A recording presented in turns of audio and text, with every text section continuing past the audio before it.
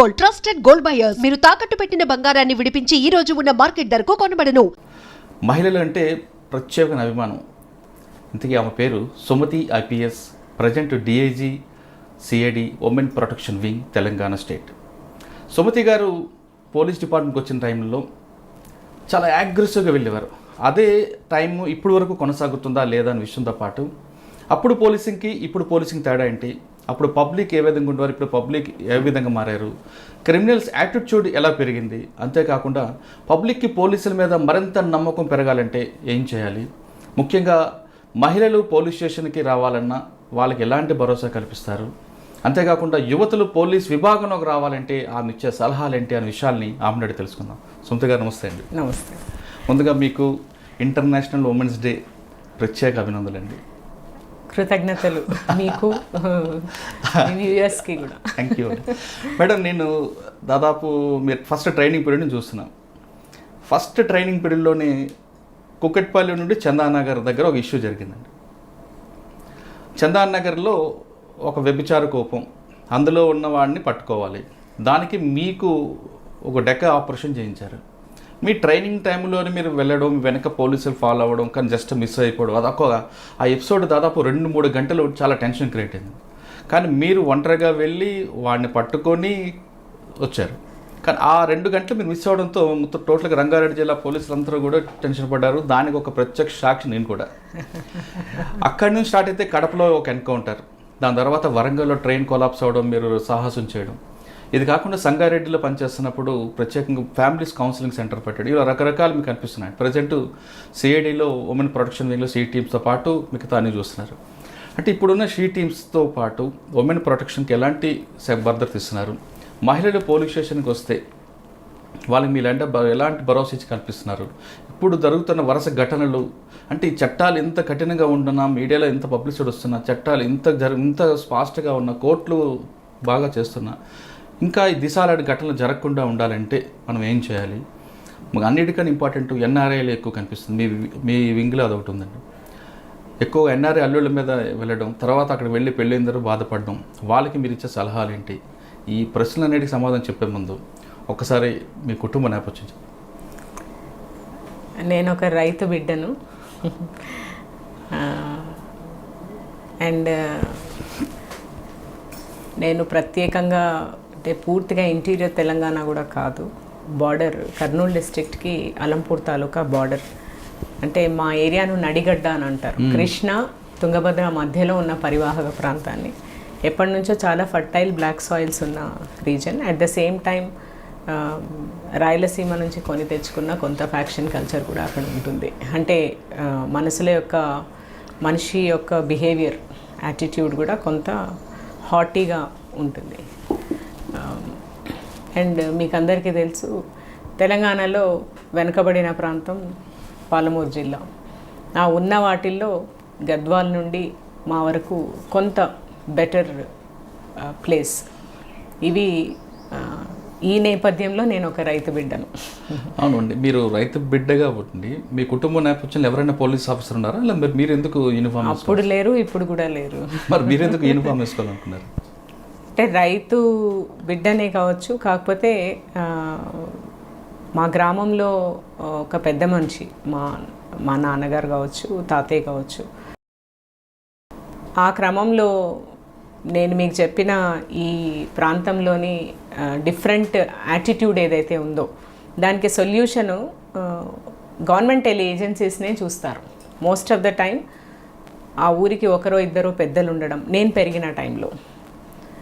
And it was not anything political connected కాదు. ప్రతి పెద్ద కూడా అప్రోచ్ అయ్యే ప్లేస్ పోలీస్ స్టేషన్ ఒకటి.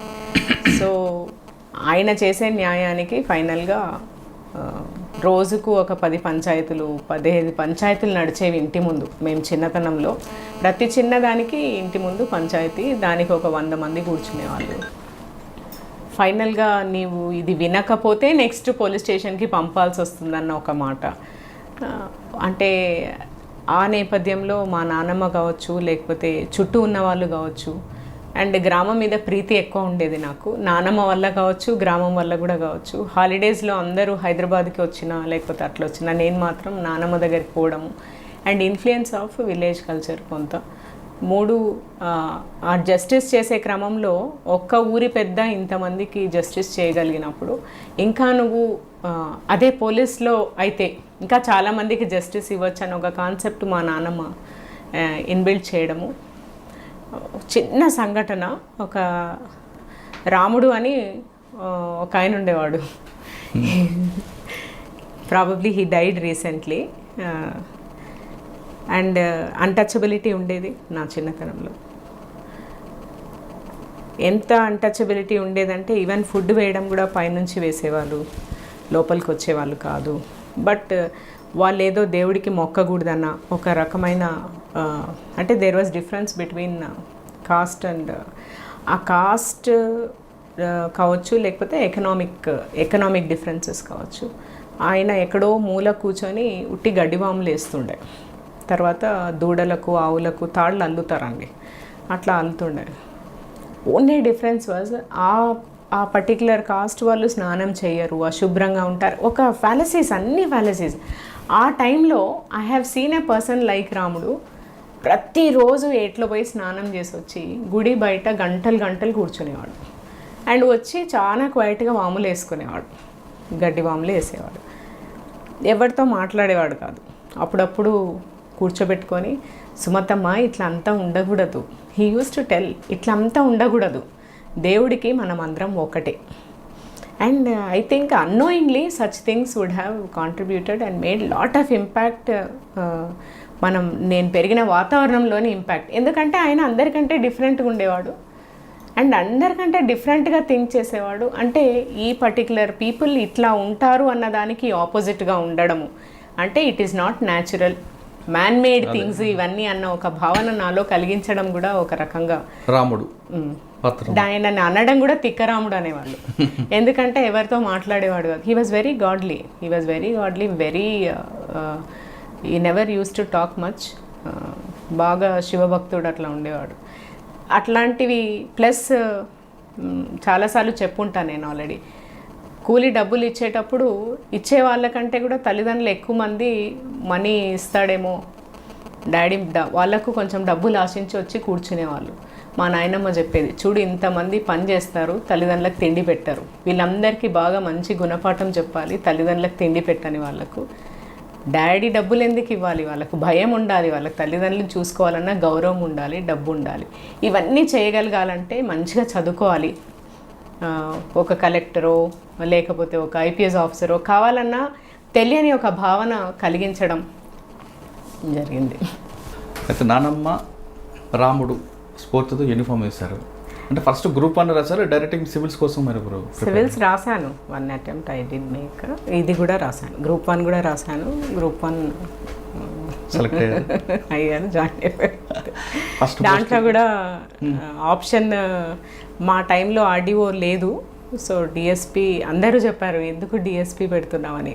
అసలు ఎందుకు పెట్టకూడదు అన్న ఆలోచనే లేదు కాబట్టి అదే పెట్టడం జరిగింది. అంటే మీరు జాయిన్ అయిన టైంలో ఎక్కువ లేడీస్ అనేది చాలా తక్కువ మంది ఉండేవారు. లేదు, ఫస్ట్ నేనే అండి. అవును, డిఎస్పి ఫస్ట్ డిఎస్పి నేను, నాతో పాటు పరిమళ ఇప్పుడు సిఐడిలో. అంటే అప్పుడు ఐపీఎస్ ఉన్నారు కదా, కానీ డిఎస్పిలో లేడీస్ ఐపీఎస్లో కూడా చాలా తక్కువ. ఐ థింక్ ఎస్ డైరెక్ట్ ఎలాగుండేదండి మీకు అప్పుడు కోఆపరేషన్ అది అప్పాలో? చక్కగా ఉండేది. నా బ్యాచ్ ఆఫ్ 10లో ఇద్దరికి మళ్ళీ ఒకరు ఐపీఎస్ అయ్యారు, ఒకరికి ఫారిన్ సర్వీస్ వచ్చింది. రిమైనింగ్ 8 మెంబర్స్ మేము ట్రైన్డ్. అండ్ అంటే వాళ్ళు నన్ను సెపరేట్గా ప్రత్యేకంగా చూడాలి అన్న భావన నాలోనే లేకపోవడం వల్ల ఏమి డిఫరెన్స్ కనపడలేదు. 1, 2 స్టెన్యూస్ ఖచ్చితంగా police training for a women. అది కూడా నేను స్పోర్ట్స్ పర్సన్ కాదు, పెద్ద స్పోర్ట్స్లో ఇంట్రెస్టెడ్ కూడా కాదు రైట్ ఫ్రమ్ చైల్డ్హుడ్. ఇంకా రాతల్లో మాట్లాడడంలో దానిలలో ఉన్న ఇంట్రెస్ట్ స్పోర్ట్స్లో లేకపోవడం వల్ల కొంచెం కష్టమే అనిపించింది. బట్ ఇన్స్ట్రక్టర్స్ కానీ లేకపోతే ఈవెన్ ఫ్యాకల్టీ కానీ అందరు కూడా first women DSP of United state ఇద్దరు అమ్మాయిలు సెలెక్ట్ కావడము. అండ్ కొంత అది 2 ఆ ఉత్సాహంతో కూడా సగం ప్రాబబ్లీ అది ఫస్ట్ పోస్టింగ్ మీరు ట్రైనింగ్ కుక్కట్పల్లి అనుకుంటారు. ఫస్ట్ ట్రైనింగ్ రంగారెడ్డి జిల్లా, అప్పటికి సైబరాబాద్ కాలేదు. అండ్ డిఫరెంట్ పోలీస్ స్టేషన్స్లో డిఫరెంట్ డ్యూటీస్ చేయాలి. Kukatpally first police station I have seen in my service as, మీకు గుర్తుందో లేదో, your reporter for Rangareddy district. నేను ఆ రోజు కానిస్టేబుల్గా ఏంటి గార్డ్ డ్యూటీ చేస్తున్నాను, అప్పుడు you entered in to the police station, if I remember very well. అరే ఉమెన్ ఏంటి ఇక్కడ గార్డ్ డ్యూటీ చేయడం ఏంటి అన్న లెవెల్లో వచ్చి యూ టాక్ ఫర్ 1 hour, చాలా మాట్లాడారు ఆ రోజు. మేడం, ఆ ట్రైనింగ్ టైంలో కుక్కట్పల్లి ఇష్యూ మీకు ఇందాక మనం కోట్ చేసుకున్నట్లుగా చందానగర్ వరకు మీరు వెళ్ళారు. సో ఆ ఎపిసోడ్ ఒకసారి, అంటే అది సింగిల్ ఎపిసోడ్ కాదండి, anti human trafficking wing of సిఐడిలో అప్పుడు I don't remember, I think ADG Kumawat sir ఉన్నారు. పిలిపించి ఇట్లా ఇన్ఫర్మేషన్ ఉంది టోటల్ స్టేట్లో, ఒక టీం ఫామ్ చేస్తున్నాము, డిఫరెంట్ ప్లేసెస్లో రైడ్ ఉండేది, చాలా చోట్ల రైడ్ చేసాము అప్పట్లో. అంటే as a part of that information Srinagar colony, తర్వాత even Sanath Nagar limits, if I remember now well, different parts of సైబరాబాద్లో రైడ్స్ చేస్తూ, I mean erstwhile Rangareddy and even Hyderabad city కూడా చేస్తూ, లాస్ట్ ఆపరేషన్ ఇది మంచి, ఈ లీడ్స్లో మనకు ఏమైంది, ఒక మంచి information that big brothel is being operated, దాంట్లో చాలామంది పిమ్స్ ఉంటారు. అది కొత్తగా అప్పుడే upcoming Chandanagar police station was like an outpost then. ఒక I think some promotee SI was about to retire, ఇంకా 1-2 monthsలో ఆయన అక్కడ ముస్లిం officer, he was SHO. Chandanagar లిమిట్స్లో చాలా బిగ్ బ్రోతల్ ఆపరేట్ అవుతుంది. ఇప్పుడు మనం అప్పటికే చాలామందిని అప్రహెండ్ చేసాం.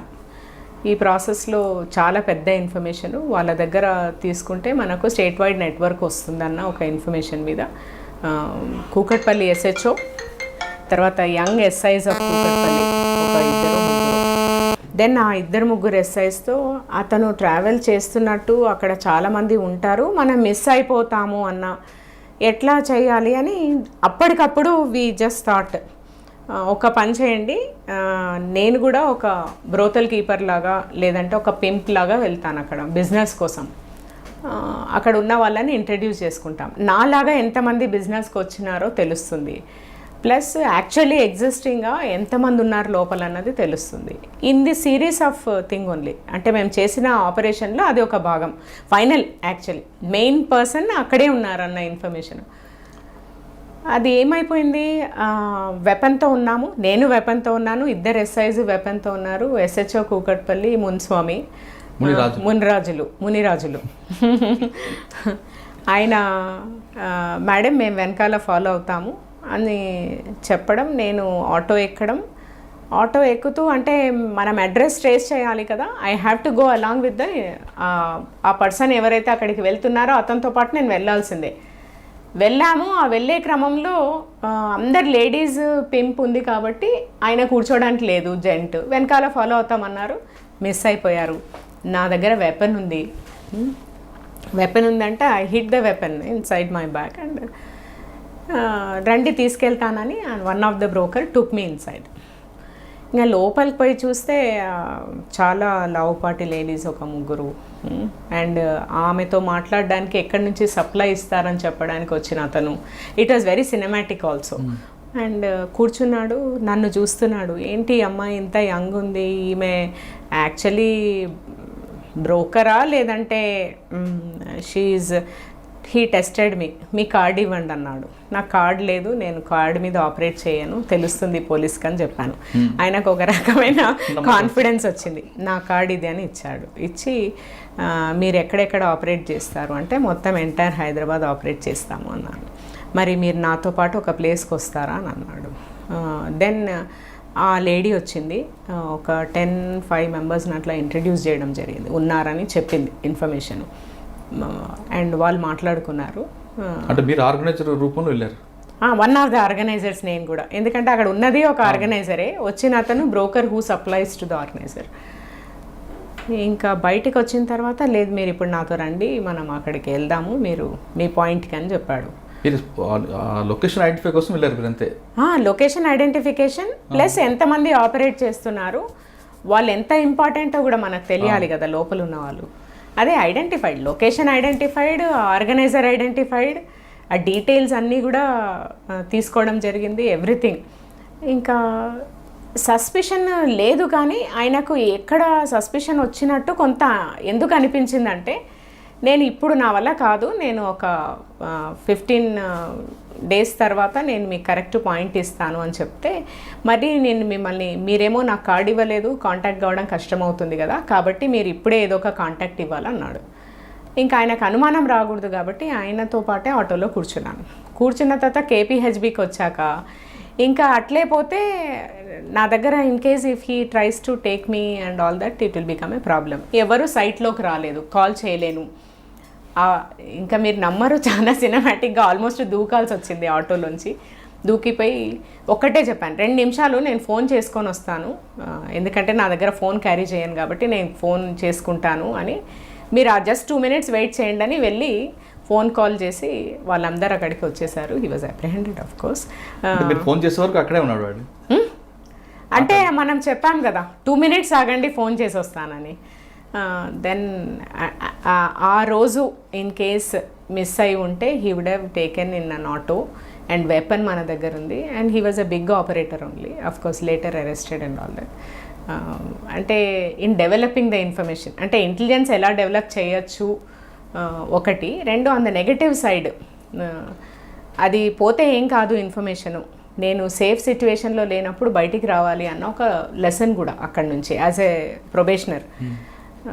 లక్కీగా అప్పుడు కొంచెం మైండ్ పనిచేయడము, నేను ఒక 2 minutes మాట్లాడుకుంటానంటే అతను నమ్మగలగడం, నమ్మించేట్టు బిహేవ్ చేసినందుకు ఇట్ వాజ్ ఓకే. బట్ కానీ ఆ మధ్యలో గ్యాప్లో 2 గంటలు మాత్రం మీరు 2 hours చాలా టెన్షన్ అండి, ఎందుకంటే 3 ఆర్గనైజర్స్ ఉన్నారు అక్కడ.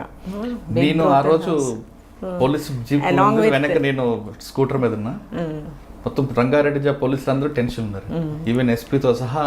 మిస్ అయిపోతే ప్రాబ్లం అయిపోయింది. పోలీస్ ఆఫీసర్ విత్ వెపన్ అందులో ఆర్గనైజర్కి వెళ్ళిందంటే ఏం జరిగినా డిపార్ట్మెంట్కి బ్యాడ్ న్యూస్ 100%. అంటే మీరు ఆ రోజు సిచ్యువేషన్లో ఏమాత్రం కొంచెం మీరు ఇంటెలిజెన్స్ యూజ్ చేయకుండా మీరు కూడా ఒక సాధారణ మహిళలాగా ఉంటే మీరు ప్రాబ్లంలో ఫేస్ చేసేవారు ఖచ్చితంగా. మీరు ఆడిని పట్టుకోవడం కోసం మీరు రిస్క్ తీసుకుంటూనే మీ ఇంటెలిజెన్స్ యూజ్ చేయడం వల్ల మీరు సేఫ్గా వచ్చారు, ఆ ఎక్కించి మీకు దొరికాడు. అటువంటి ఇంటెలిజెన్స్ మిగతా అమ్మాయిలు కూడా యూజ్ చేస్తే బాగుంటుందేమో కదా. అంటే except for the weapon it was a calculated risk only.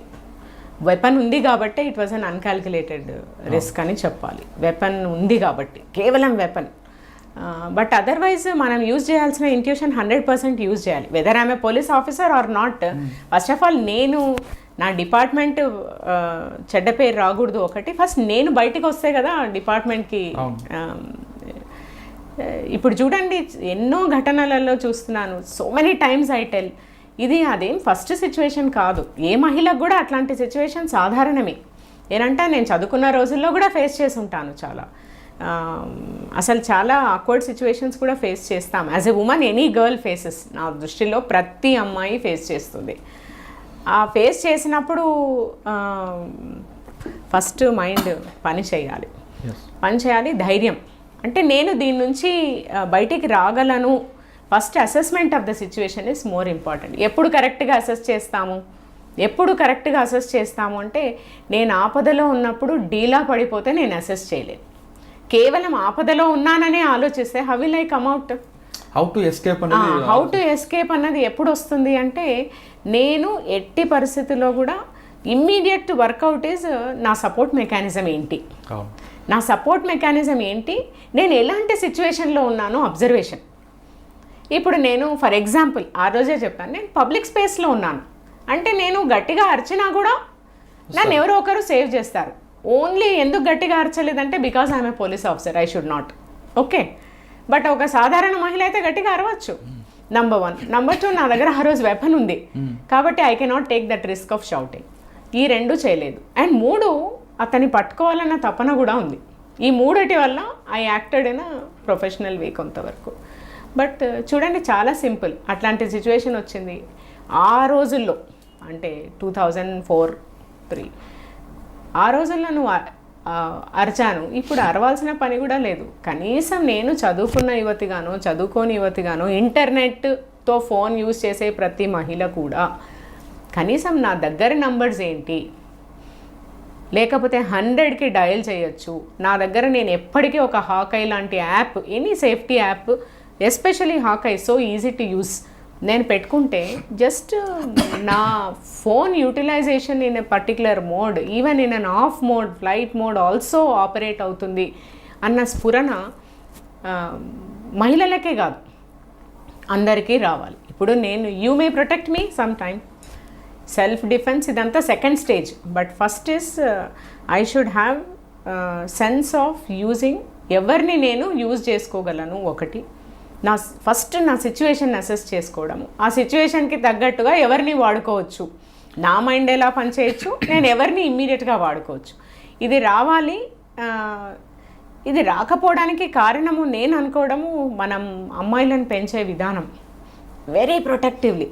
ఎంత ప్రొటెక్టివ్గా పెంచుతామంటే యాజ్ ఇఫ్ అమ్మాయి యొక్క రక్షణ అమ్మాయిది కాదు, ఇంట్లో ఉన్న అన్నది, నాన్నది, తమ్ముడిది, ఒక అమ్మాయిని రక్షించడం అన్న ఒక భావనతో పెంచడం. నంబర్ 1. Number 2, gender equality. అంటే నీవు కొన్ని విషయాలు నువ్వు ట్యాకిల్ చేసుకోలేవు అన్న ఒక భావనతోనే అమ్మాయిలని పెంచుతాం.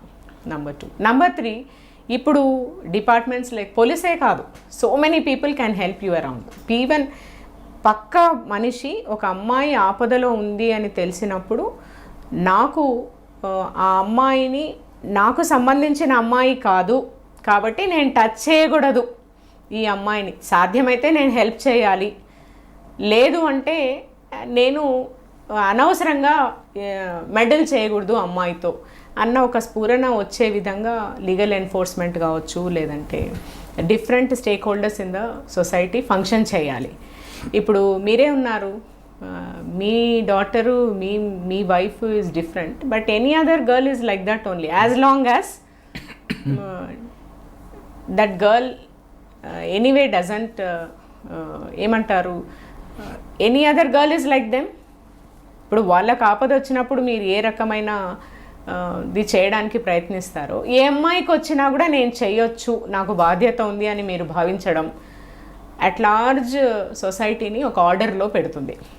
ఆ ఆర్డర్లో పెట్టాలంటే నేను అనుకోవడం, 1 అమ్మాయిని పెంచే విధానము, 2 అబ్బాయిలను పెంచే విధానము, 3 మనకు ఏమేమి సంస్థలు కానీ లేకపోతే ఎంటిటీస్ కానీ లేకపోతే విధానాలు కానీ మనకు హెల్ప్కి రీచ్ కావడానికి ఉన్నాయో, స్కూల్ స్టేజ్ నుండి from 0 we have to make them understand. సైమల్టేనియస్గా respect for women in a particular way, at the same time not to meddle with women in a particular way. Next, utilizing the existing resources for the woman in a particular. These 3 things మనం ఒకటే లెవెల్లో తీసుకొని వెళ్తే I think we will at large be like western societies where an individual is seen as an individual only. ఇప్పుడు మీరు చందానగర్ కేసులోని అక్కడ accused పట్టుకోవడానికి మీరు ఆర్గనైజర్ వేషన్ వెళ్ళారు, అంటే డిపార్ట్మెంట్ కోసం వెళ్ళారు, పట్టుకొచ్చారు, సేవ్ చేశారు. సాధారణంగా అదే మోడ్ని మిగతా విక్టిమ్స్ ఎవరైనా జరిగినప్పుడు వాటితో కలిసిపోయినట్లుగా హెల్ప్ చేసినట్లుగా వెళ్ళి వాడిని తీసుకురావచ్చు కదండి, ఎందుకు చేయట్లేదు? అందరికీ ఆ మోడ్ ఉండదు కదండి, అది రావాలే కదండి. అంటే ఆ మోడ్ ఎప్పుడు వస్తుంది? ఇంటెలిజెన్స్ మనం పనిచేసినప్పుడు, అంతేగాని ఎంతసేపు మనం వాడి సరెండర్ అయిపోకుండా. ఇంటెలిజెన్స్ ఎప్పుడు పనిచేస్తుంది? నువ్వు ఈక్వల్గా చూడు, ఈక్వల్గా బిహేవ్ చేయి, ఈక్వల్గా పెంచు, ఆటోమేటిక్గా నాకు కూడా పనిచేస్తుంది. నాకు చిన్నప్పటి నుంచి నాలో ప్రొటెక్టివ్ మోడ్ పెంచేస్తున్నారు మీరు. I will take care of you, you can't go out, you can't do this, you can't do that is one minus. Second thing is అది చేస్తే ఓకే, అది ఒక్కటే చేస్తే ఓకే. ఇంకోటి, నువ్వు ఒక మగవాడు హయ్యర్ ప్యారలెన్స్లో ఉన్నారు, ఏంటి అంటే నేను నిన్ను ప్రొటెక్ట్ చేసే మోడ్లో ఉన్నాను అన్న ఒక భావన అమ్మాయికి కలిగిస్తున్నారు, అబ్బాయికి కూడా కలిగిస్తున్నాము యాజ్ ఎ సొసైటీ. ఈ 2 మోడ్ ఉండడం వల్ల ప్రాబబ్లీ అట్లా పెరగని అమ్మాయిలు, ఈక్వల్గా పెరిగే అమ్మాయిలకు ఖచ్చితంగా పనిచేస్తుంది. 1. 2, చాలా స్టూడియస్గా పెరగడం. అంటే నాకు చదువు అంటే మార్క్సే, నాకు చదువు అంటే బ్రైట్ వే ఆఫ్ కెరియర్ మాత్రమే, లైఫ్ని డీల్ చేసే సిచ్యువేషన్స్లో నేర్చుకోవాల్సిన అవసరం లేదు. Everything will be taken care of if I study well and settle well అని ఒక సగటు తెలుగు వారి ఒపీనియన్, సగటు ఇండియన్ ఒపీనియన్ అది, which is absolutely not correct. అంటే పోలీస్ ఆఫీసర్ కాబట్టి మీరు ఇలాంటి ఇంటెలిజెన్స్ యూజ్ చేస్తారు, అవసరం అనుకుంటే ఫైట్ చేస్తారు, బయటకు వస్తారు. కానీ సాధారణ మహిళ కూడా ఎందుకంటే సాధారణ సిచ్యువేషన్స్ కూడా నేను చాలా చెప్పగలను. When I would have dealt like that. నేను ఇదివరకు డిపార్ట్మెంట్ రాకముందు ఇలాంటి ప్రాబ్లమ్ ఫేస్ చేశారు. చాలా ఎంబారసింగ్ సిచ్యువేషన్స్. ఒకటి మీరు అలా సేవ్ చేశాను, బయటకు వచ్చానని చెప్పండి. ఇదివరకు కూడా చెప్పాను. ఐ విల్ రిపీట్, ఎందుకంటే అది అన్ఫర్గెట్ఫుల్ నాకు ఈ పర్టికులర్ ఇన్సిడెంట్. నేను నిమ్మకూరు ఏపీఆర్జేసీలో చదువుతున్నాను ఇంటర్మీడియట్. నేను కర్నూలు నుంచి బస్ ఎక్కితే విజయవాడకి వెళ్తాము, ఓవర్ నైట్ జర్నీ. నేను, నా పక్కన ఒక అమ్మాయి కూర్చున్నారు, వెనకాల ఒక అతను కూర్చున్నాడు. జడ చాలా పెద్దగా ఉండేది నాది. అండ్ ఇంటర్ ఫస్ట్ ఇయర్ వెనకాల కూర్చున్న అతను హీ స్టార్టెడ్ పోకింగ్, జడ గుంజడము, టచ్ చేయడము. బస్లో లైట్ లేదు, ఏం చేయాలి? ఇట్ ఈస్ వెరీ బ్యాడ్ కదా. అసలు ఎంబరాస్మెంట్, నేను లేచి చెప్పుకోవడానికి ఎంబరాస్మెంటే. నాకు ఇట్లా చేస్తున్నారని చెప్తే నా సెల్ఫ్ ఎస్టీమ్ దెబ్బతింటుంది. నేను ఇంకొకరికి చెప్తే నేను ఇంకా అంటే I don't feel it good. నేను ట్యాకిల్ చేసుకోవాలని అనుకున్నాను. అయితే ఏం చేయాలి ఆలోచించి పక్కన ఉన్న అమ్మాయిని ఒక పిన్ అడిగితే పిన్ ఇచ్చింది. ఫస్ట్ నా చెప్పు ఉంటుంది కదా, ఈ చేయితో పట్టుకొని ఇట్లా చెప్పు చూపించాను, అంటే చెప్పుతో పడుతుంది ఎక్కువ చేసావంటే అని. He took it light because most of the men think that women don't report.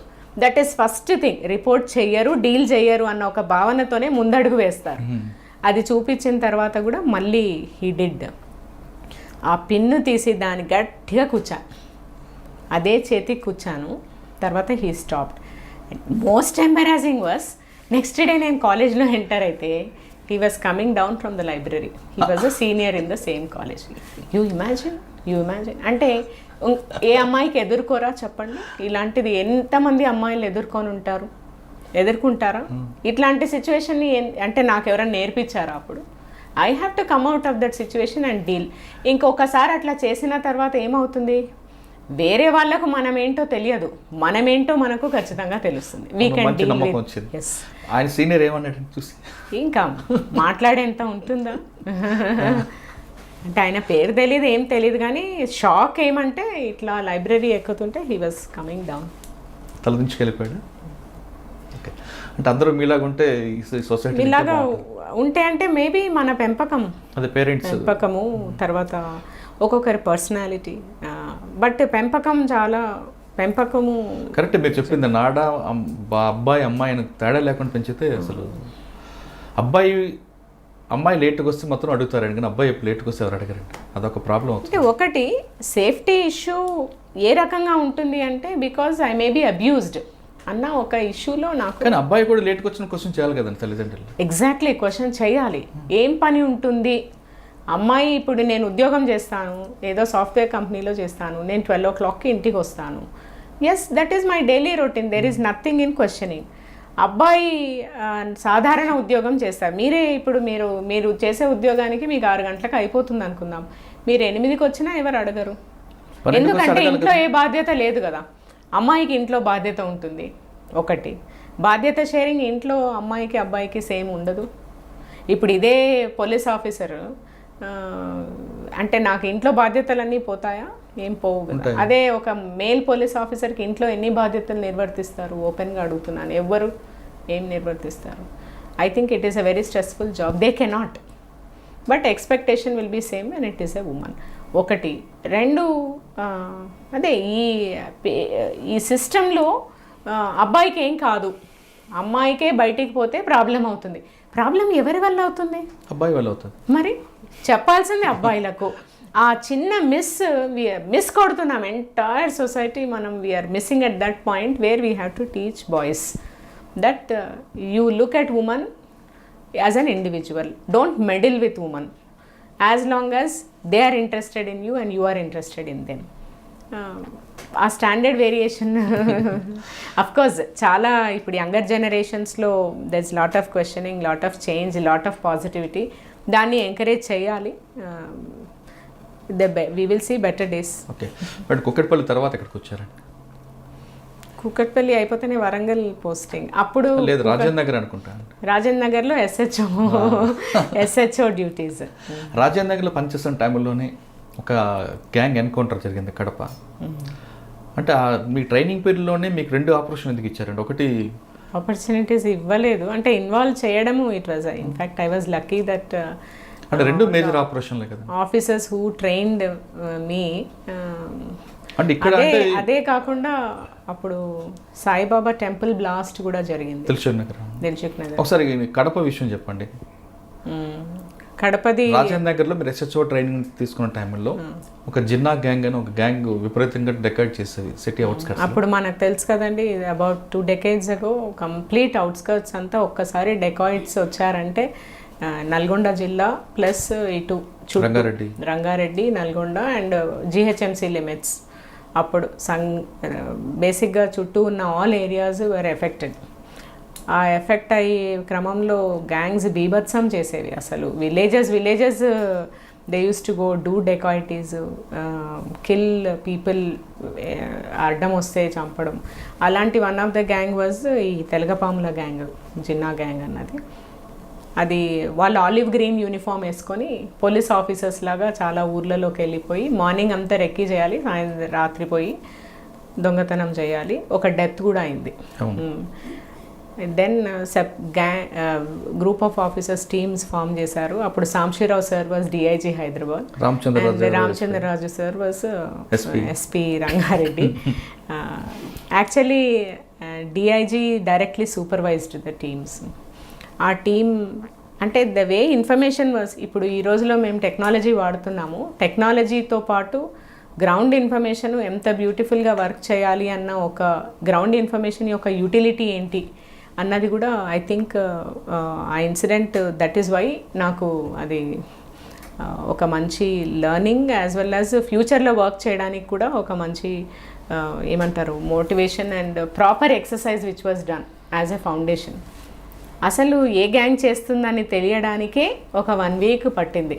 ఫైనల్గా మనకు వరంగల్ జైల్లో ఆ ఫోటోగ్రాఫ్స్ అన్నీ చూపించిన తర్వాత ఇది తెలగపాముల గ్యాంగ్ అని చెప్పడం, దాంట్లో ఒక 2-3 మిస్సింగ్ ఉన్నారని చెప్పడం, ఇంతవరకు మనకి ఇన్ఫర్మేషన్ వచ్చింది. ఇంకా మనము అంటే జైల్ ములాఖాత్ యొక్క ఇంపార్టెన్స్, ఆ తర్వాత వాళ్ళకు ఒక చిన్న బేబీ ఉన్నారని, ఆ baby months baby pneumonia effect అయిందని తెలియడం, ఆ న్యూమోనియా ఎఫెక్ట్ మాది ఒక టీమ్ ఆఫ్ ఆఫీసర్స్ ఫామ్ చేశారు. అప్పుడు నీలోఫర్ హాస్పిటల్ పోయి అన్ని రికార్డ్ సర్చ్ చేయడం, అంటే ఇనిషియేటివే.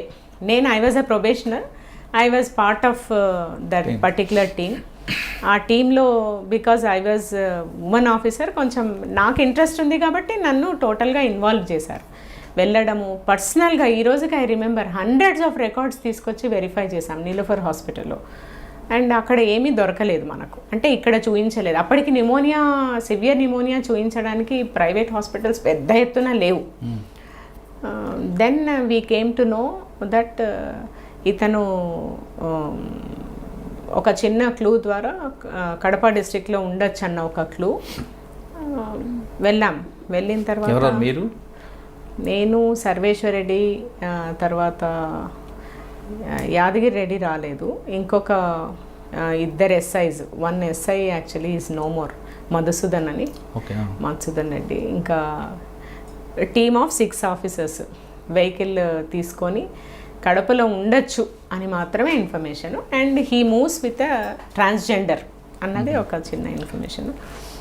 వెళ్ళిన తర్వాత మొత్తానికి చాలా కాలనీస్ తిరిగిన తర్వాత ఆ ట్రాన్స్జెండర్ దగ్గరికి వెళ్ళాం. She use to stay in a hut. నాకేం లేదు, వారానికి ఒక రోజు 10 రోజుల క్రితం నా దగ్గరికి వచ్చేళ్ళాడు.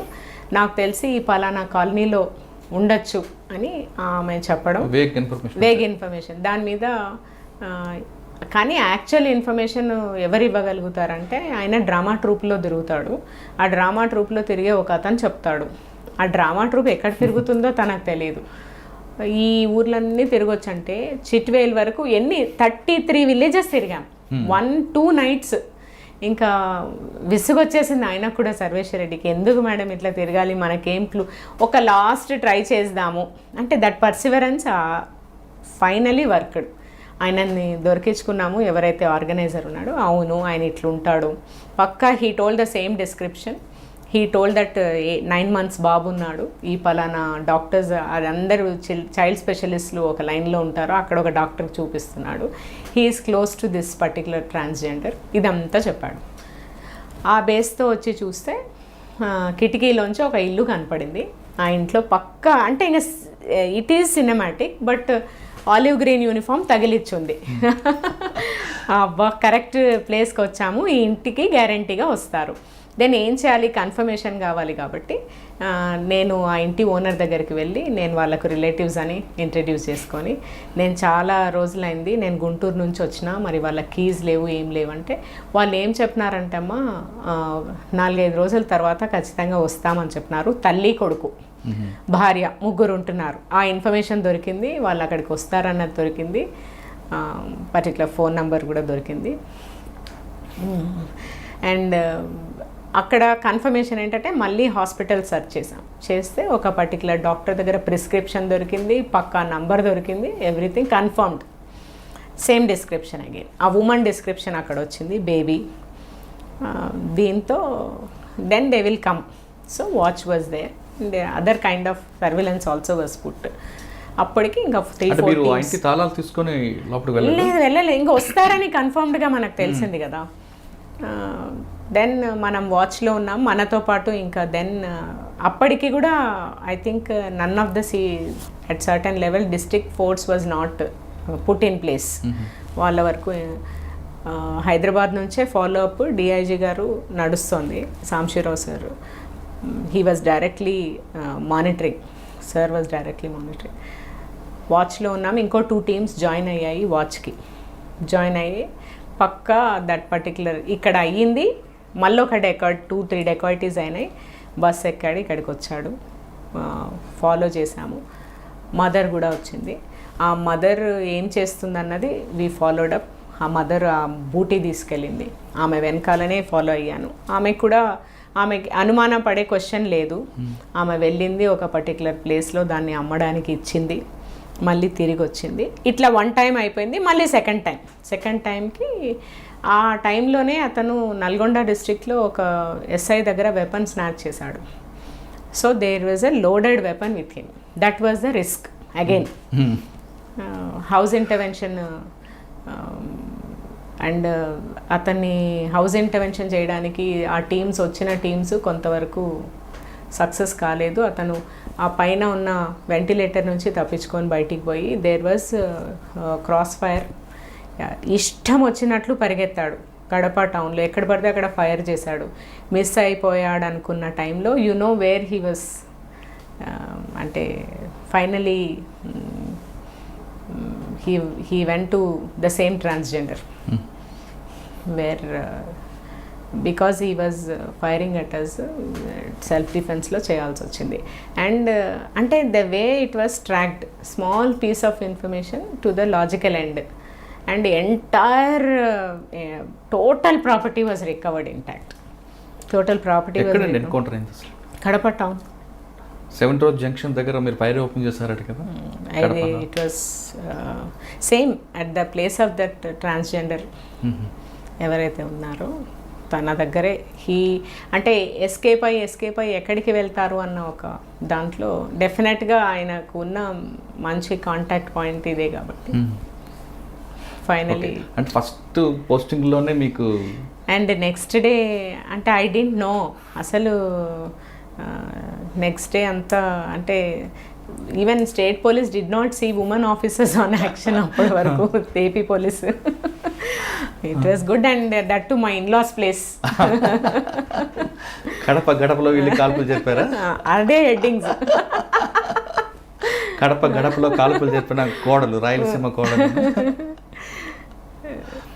బట్ ప్రొఫెషనల్ టైంలో 2 అడ్వాన్సర్ చేసుకొచ్చారు. దాని తర్వాత నెక్స్ట్ ఎక్కడికి వచ్చారు? ఫస్ట్ పోస్టింగ్ ఇక్కడ ట్రైనింగ్ అయిపోయింది.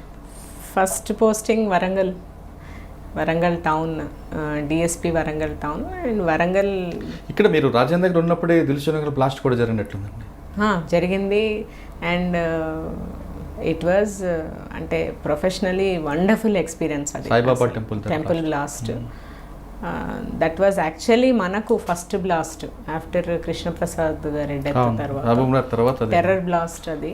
అండ్ రామ్మోహన్ అని ఇప్పుడు ఏపీలో ఉన్నారు. ఎంత right from simple collection of evidence నుంచి దాంట్లో కూడా ఎన్కౌంటర్ అయింది ఇద్దరు టెర్రరిస్ట్.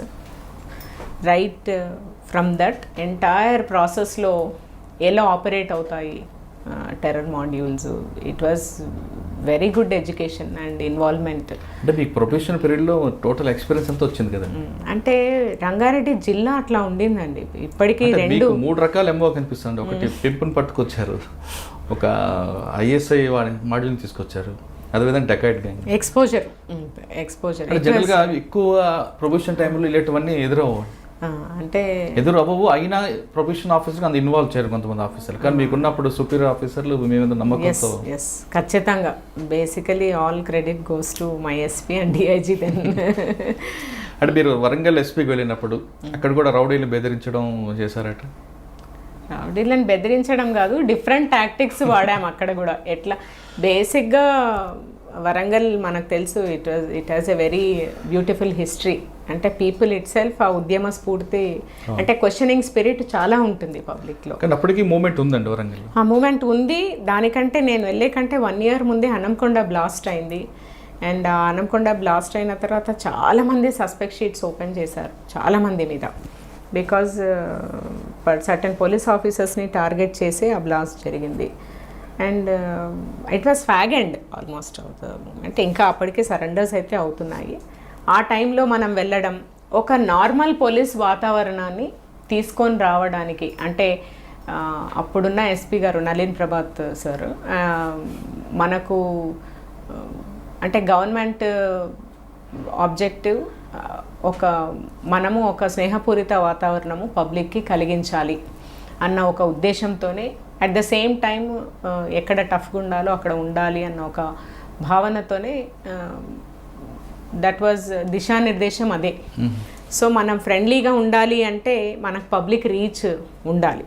పబ్లిక్ అప్పుడున్న పరిస్థితుల్లో పబ్లిక్ చాలా భయం, పోలీస్ దగ్గరికి రావాలంటేనే భయం. ఎందుకంటే ఎవరు బ్రాండ్ అవుతారో ఒకటి, నెంబర్ 1. నెంబర్ 2, పోలీస్ అంటే మావోయిజంని డీల్ చేస్తారు. కాబట్టి నార్మల్ పబ్లిక్ ఇంకా అంత ఫ్రెండ్లీగా పోలీస్ని రీచ్ అయ్యే పరిస్థితి లేని టైంలో నేను వెళ్ళడం వల్ల ప్రాబబ్లీ ఈ చిన్న చిన్న ఇనిషియేటివ్స్ కూడా మంచి ప్రజాదరణ పొందాయి. లైక్ చాలా చిన్న ఇనిషియేటివ్ అసలు నేను ఊహించలేదు, నేను ఆలోచించుకొని వెళ్ళినదే అది. నేను వరంగల్ పోలీస్ స్టేషన్కి వెళ్ళడం కూడా ఎందుకంటే అరే అంత నెగటివ్ ఒపీనియన్ ఉంది పోలీసింగ్ మీద, నిజంగా నేను కరెక్టేనా వచ్చింది డిపార్ట్మెంట్లోకి కాదా అని టెస్ట్ చేసుకోవడానికి ఒక వరంగల్ పోలీస్ స్టేషన్కి వెళ్ళడం. అక్కడ గార్డ్ ఎంత బ్యూటిఫుల్గా ఒక అమ్మాయిని ఎంత ప్రొటెక్టివ్గా నన్ను లోపల కూర్చోబెట్టి, నువ్వు అట్లా చేయకూడదు, నువ్వు అట్లా రాత్రిళ్ళు ఇట్లా తిరగకూడదు, ఇది వరంగల్ రైల్వే స్టేషను, చాలా జంక్షను, ఎవరైనా ఏదైనా చేస్తే కష్టమవుతుంది అని చెప్పి కూర్చోబెట్టడము డిపార్ట్మెంట్ మీద ఎంతో నమ్మకాన్ని కలిగించింది. అంటే నేను కరెక్ట్ జాబ్ చూస్ చేసుకున్నాను, అంటే పోలీస్ అంటే ఖచ్చితంగా పబ్లిక్ సేవియరే అన్న ఒక ప్రగాఢమైన విశ్వాసం నాలో కలిగించిన ఇన్సిడెంట్ అది. సో చాలా ఈజీ పబ్లిక్కి రీచ్ కావడము అని కూడా చెప్పింది ఆ incident. Very simple things like పబ్లిక్కి మన నంబర్ షేర్ చేయడం. That was a place where I shared my number publicly. ఎన్ని కాల్స్, ఎంత ఇన్ఫర్మేషన్ పబ్లిక్ నుంచి ఫ్లో అయిందంటే, అండ్ మీడియా ఆల్సో ఎంత సపోర్ట్ చేశారంటే ప్రతి చిన్నదానికి. ఊరంతా క్లబ్స్ ఆపరేట్ అయ్యేవి. ఈ రిక్షా పుల్లర్స్, ఆటో వాళ్ళు సాయంత్రం పోవడం, అదంతా అక్కడ పెట్టడం, డబ్బులు అయిపోగొట్టుకోవడం, ఈ విమెన్ వచ్చి కంప్లైంట్ చేయడం, ఈ ఏం చేయాలి. దెన్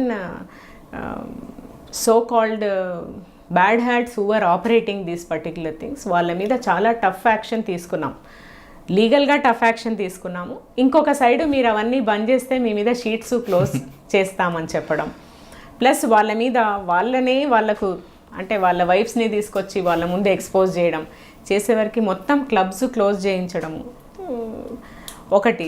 2 అట్లా మెయిన్గా ఫస్ట్ టైము ట్రాఫిక్లో సింగిల్ వన్ వే ఇంట్రడ్యూస్ చేసాము అప్పుడు. చాలా మటవాడ పోలీస్ స్టేషన్ లిమిట్స్లో, ఇంతజార్గంజ్ మటవాడ, ఎస్. ఆ వన్ వే ఇంట్రడ్యూస్ చేయడం అన్నది అప్పుడు it was not very conventional, non conventional idea అది. ధర్నా కూర్చున్నారు, మాకు బిజినెస్ చాలా దెబ్బతింటుందన్నారు. But still we went ahead. And తర్వాత ఆటో వాళ్ళకు ఒక 1 month తర్వాత తెలిసిపోయింది ఇది చాలా ఫ్రీ అయిందని చెప్పడం. ఇట్లాంటి ఎన్నో ప్రయోగాలు చేయడము పబ్లిక్కి రీచ్ కావడం గురించే. అండ్ అప్పుడే ఫస్ట్ టైము ఒక 1 total day పబ్లిక్ కోసమే డెడికేట్ చేయడం. ఎనీ కంప్లైంట్ కెన్ కమ్, మేము 24 hours లోపల దాన్ని మీకు సాల్వ్ చేసి మళ్ళీ ఇన్ఫామ్ చేస్తామని చెప్పడం, ఇట్లాంటివన్నీ. అండ్ అప్పుడు DIG Nalin sir, SP Krishnaprasad sir was DIG Warangal. Lot of support also, encouragement in the sense that చేయనియండి యంగ్ ఆఫీసర్ని అన్న ఒక భావన. అదే క్రమంలో మీకు తెలుసు గోల్కొండ ఎక్స్ప్రెస్ డీరైల్ అయింది. అది సెంటర్ ఆఫ్ వరంగల్లో డీరైల్ కావడము, అది ఫస్ట్ ఇన్ఫర్మేషన్ రావడము, మనం ఒక విదిన్ 5 minutes అక్కడికి రీచ్ కావడము చాలా, బికాజ్ అందరితో మంచి సంబంధాలు ఉండేవి కాబట్టి దట్ లెవెల్ ఇమ్మీడియట్గా ఎస్ఆర్పికి ఇంటిమేట్ చేయడము, వాళ్ళు వచ్చే లోపల naturally it is first police who will reach. And అక్కడ స్పాట్కి వెళ్ళేసరికి బోగీ హ్యాంగ్ కాదు, బోగీ హ్యాంగ్ అవుతుంది.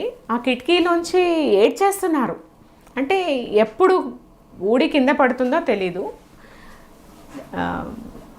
ఆలోచించకుండా అక్కడికి ఎక్కడం, ఆ ఎక్కడం అన్నది నాకు ఖచ్చితంగా that was risky. But we could mobilise all kinds of help immediately. ఎంత హెల్ప్ మొబిలైజ్ చేసామంటే గ్యాస్ కట్టర్స్ దాన్ని కట్ చేయడానికి, అసలు లాస్ట్కి ఇట్లా బెడ్షీట్స్ పట్టుకున్నారు పబ్లిక్ ఒకవేళ లోపల నుంచి వేస్తే.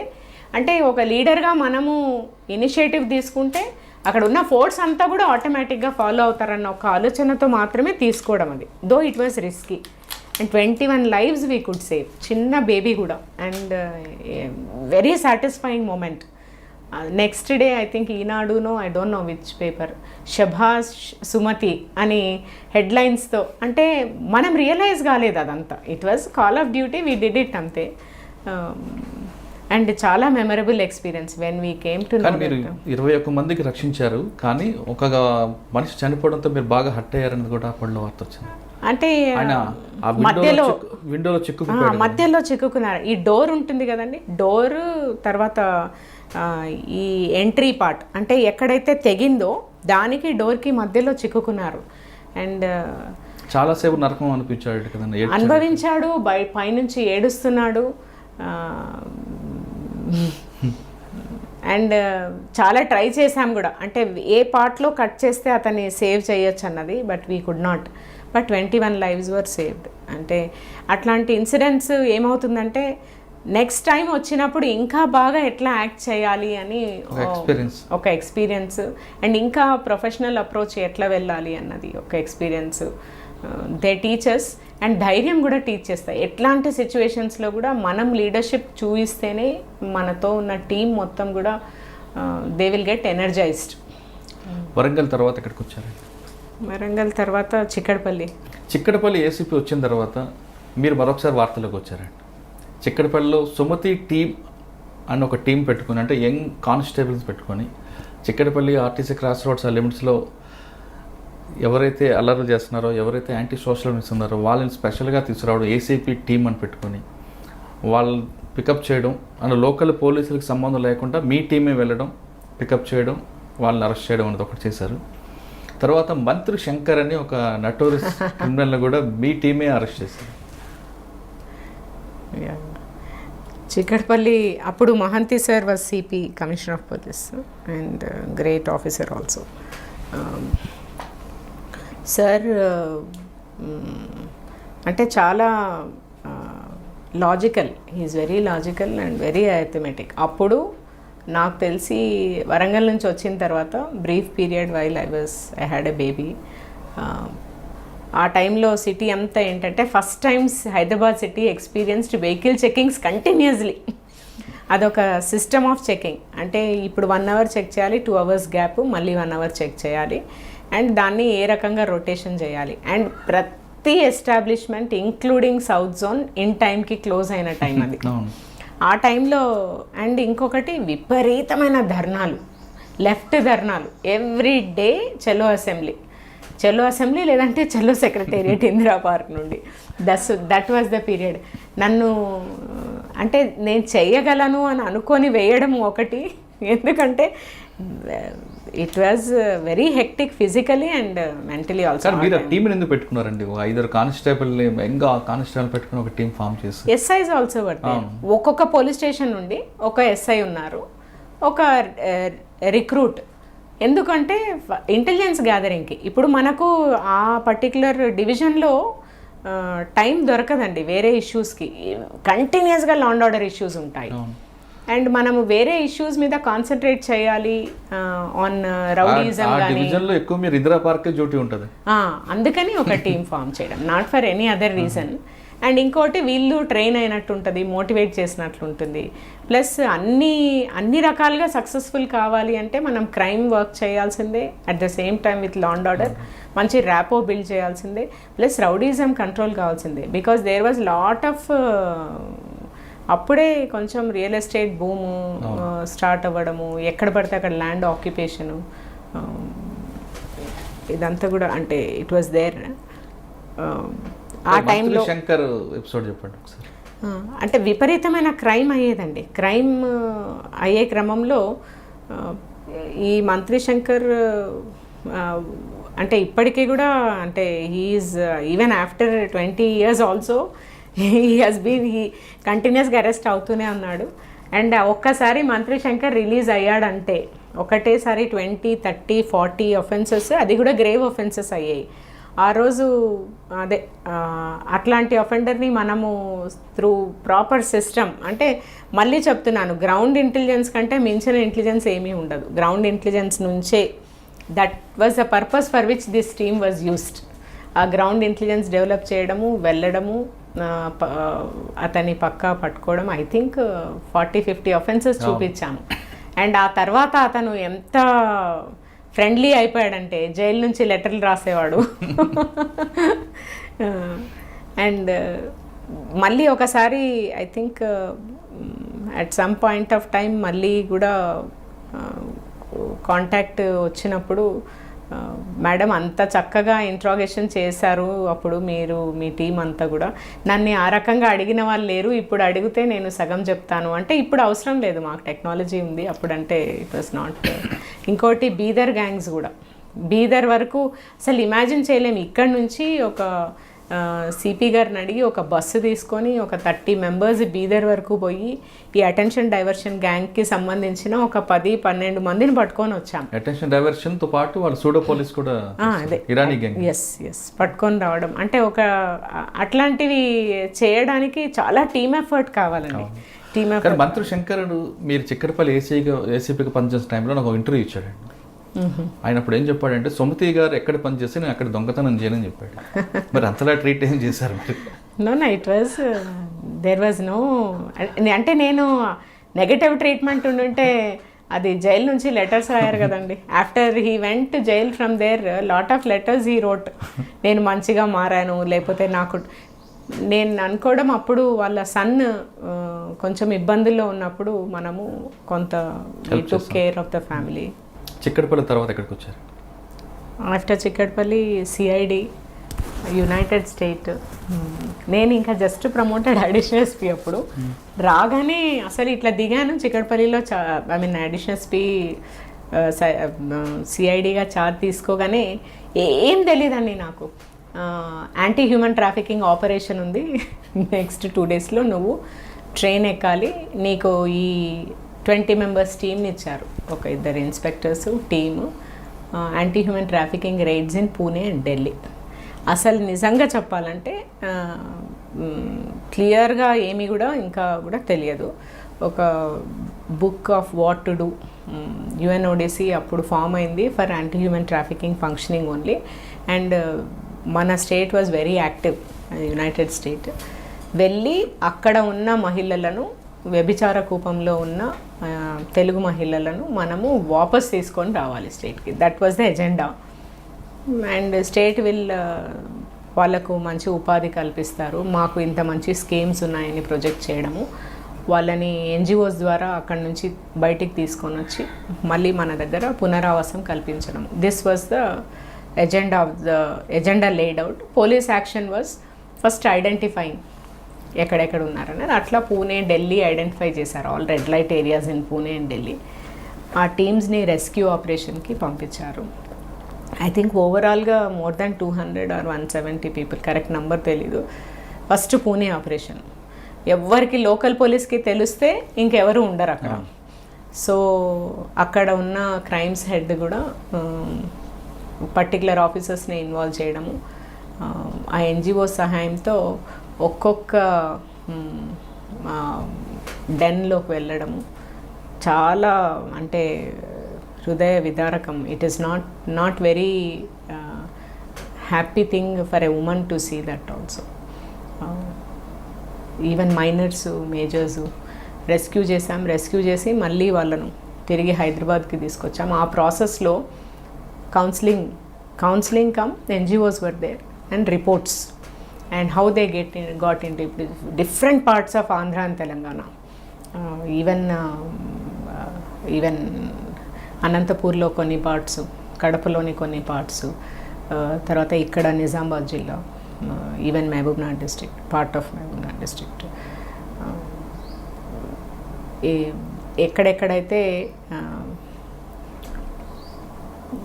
లైవ్లీహుడ్ లేదో, ఎక్కడెక్కడైతే బ్రోకర్స్ ఆపరేట్ అవుతున్నారో, in the name of work తీసుకొని వెళ్ళడము, అక్కడ వాళ్ళని దాంట్లో ఉంచడం, వాళ్ళు బయటికి రాలేరు. 1, 2 వాళ్ళ ఫ్యామిలీస్కి మనీ పంపించడం మొదలు పెడతారు, ఫ్యామిలీస్ దానికి అలవాటు పడిపోతారు, వీళ్ళు దాని నుంచి బయటికి రాలేరు. And nobody made that effort, అంటే వాళ్ళని తీసుకొని వచ్చే ప్రయత్నమే ఎవరు చేయలేదు. I think it was first time that anti human trafficking wing of CID in the united AP did it. And సక్సెస్ఫుల్గా మనము విమెన్ని తీసుకొని రాగలిగినాము. ఇది అయిపోయిన తర్వాత next continues Delhi operation, countries capital. అక్కడ ఏమన్నా అటు ఇటు అయిందంటే స్టేట్కి అంతా కూడా it will become a big issue. It was very sensitive handling. And ఇంకోటి రైట్స్ ఫోరమ్స్, తర్వాత వీళ్ళ తరఫున, వాళ్ళ తరఫున from the accused side also lobbying was very high in the Delhi high court. And దానికంతా కూడా proper setup was done. And తీసుకొని అంతమందిని మనము all of a sudden raid చేయడము అక్కడ క్రైమ్ బ్రాంచ్ హెల్ప్తో చేసిన తర్వాత ఆ విమెన్ని ఒక సెపరేట్ ట్రైన్ మాట్లాడాల్సి వచ్చింది టు గెట్ దెమ్ బ్యాక్. ఆ రోజు వాళ్ళు మాట్లాడడము, ఎదురు చెప్పడము, ఎందుకు తీసుకెళ్తున్నారని అడగడము, కొంతమంది చాలా హారబుల్ స్టేట్లో ఉండడము, ఇప్పుడు తెస్తే నేను చచ్చిపోవడం తప్ప నాకు వేరే మార్గం లేదు, మా తల్లిదండ్రులకి ఇవి తెలియదని చెప్పడము, తెస్తే మీరు ఏం చేస్తారు, ఇంత డబ్బు నాకు ఇవ్వగలరా, నేను ఇక్కడే బాగున్నానని కొంతమంది అనడము, కొంతమంది తెచ్చిన తర్వాత నా తల్లిదండ్రులు చూడకూడదు అనడము. ఆల్ దట్ అంటే వాళ్ళు తెచ్చి ఇంతమంది విమెన్ని at the same time who were trafficked for the purpose, sex trafficking జరిగిన ఇంతమంది విమెన్ని ఒకటే టైంలో రెస్క్యూ చేసి entire team did an amazing work actually. ఎందుకంటే వాళ్ళని హ్యాండిల్ చేసి తీసుకొని రావడం అన్నది ఇట్ వాజ్ ఖచ్చితంగా చాలా సెన్సిటివ్. బట్ తీసుకొని వచ్చి సక్సెస్ఫుల్గా వాళ్ళని పెట్టడము, తర్వాత వాళ్ళందరికీ కూడా ఇమ్మీడియట్ ఏదైతే డబ్బు సహాయం ఉందో అందించడము. చాలామంది కూడా ఆ తర్వాత various NGOs took up their rehabilitation. కాబట్టి it was a very successful operation. దానితోనే నాకు తెలిసి AP made a mark on the entire state that AP is serious with respect to anti-human trafficking. ఈ రోజు వరకు కూడా ఈవెన్ టిల్ టుడే మనము operation smile అని, ఆపరేషన్ ముస్కాన్ అని చైల్డ్ ట్రాఫికింగ్కి చాలా ఎఫెక్టివ్గా రన్ చేసే స్టేట్ మనది ఈరోజు. అంటే ఒకసారి ఒక 1 month లాంగ్ ఆపరేషన్ స్మైల్ జరిగిందంటే అన్ని డిపార్ట్మెంట్స్ కన్వర్జ్ అవుతాయి ఇక్కడ. ఆ సిస్టమ్ డెవలప్ చేయగలిగాము సక్సెస్ఫుల్గా. అండ్ ఆ convergence will bring so much energy in to the system that ఎవరి జాబ్ వాళ్ళు చేయడం. మీరు ఈ ఇయర్ జరిగిన ఆపరేషన్ స్మైల్లో దాదాపుగా 417 కేసులు ఆన్ చైల్డ్ ట్రాఫికింగ్ రిజిస్టర్ అయ్యాయి. Different kinds of trafficking, maybe for labour. ఒకప్పుడు అంటే మన వాళ్ళు బయటికి వెళ్ళేవాళ్ళు, ఇప్పుడు మనం డెస్టినేషన్ అయ్యాం. అవును. డెస్టినేషన్ కానీ ట్రాన్సిట్ కానీ, అంటే ఎక్కడో బీహార్ నుంచి, ఒరిస్సా నుంచి, జార్ఖండ్ నుంచి పిల్లల్ని తీసుకొని వచ్చి ఇక్కడ ఎంప్లాయ్ చేస్తారు, సీజనల్ ఎంప్లాయ్మెంట్. ఇది ప్రివెంట్ చేయడానికి చాలా కన్సర్టెడ్గా, అంటే అల్టిమేట్గా ఒక ఆర్గనైజేషన్కి ఏంటంటే స్ట్రాంగ్ ఫౌండేషన్ చేయాలి.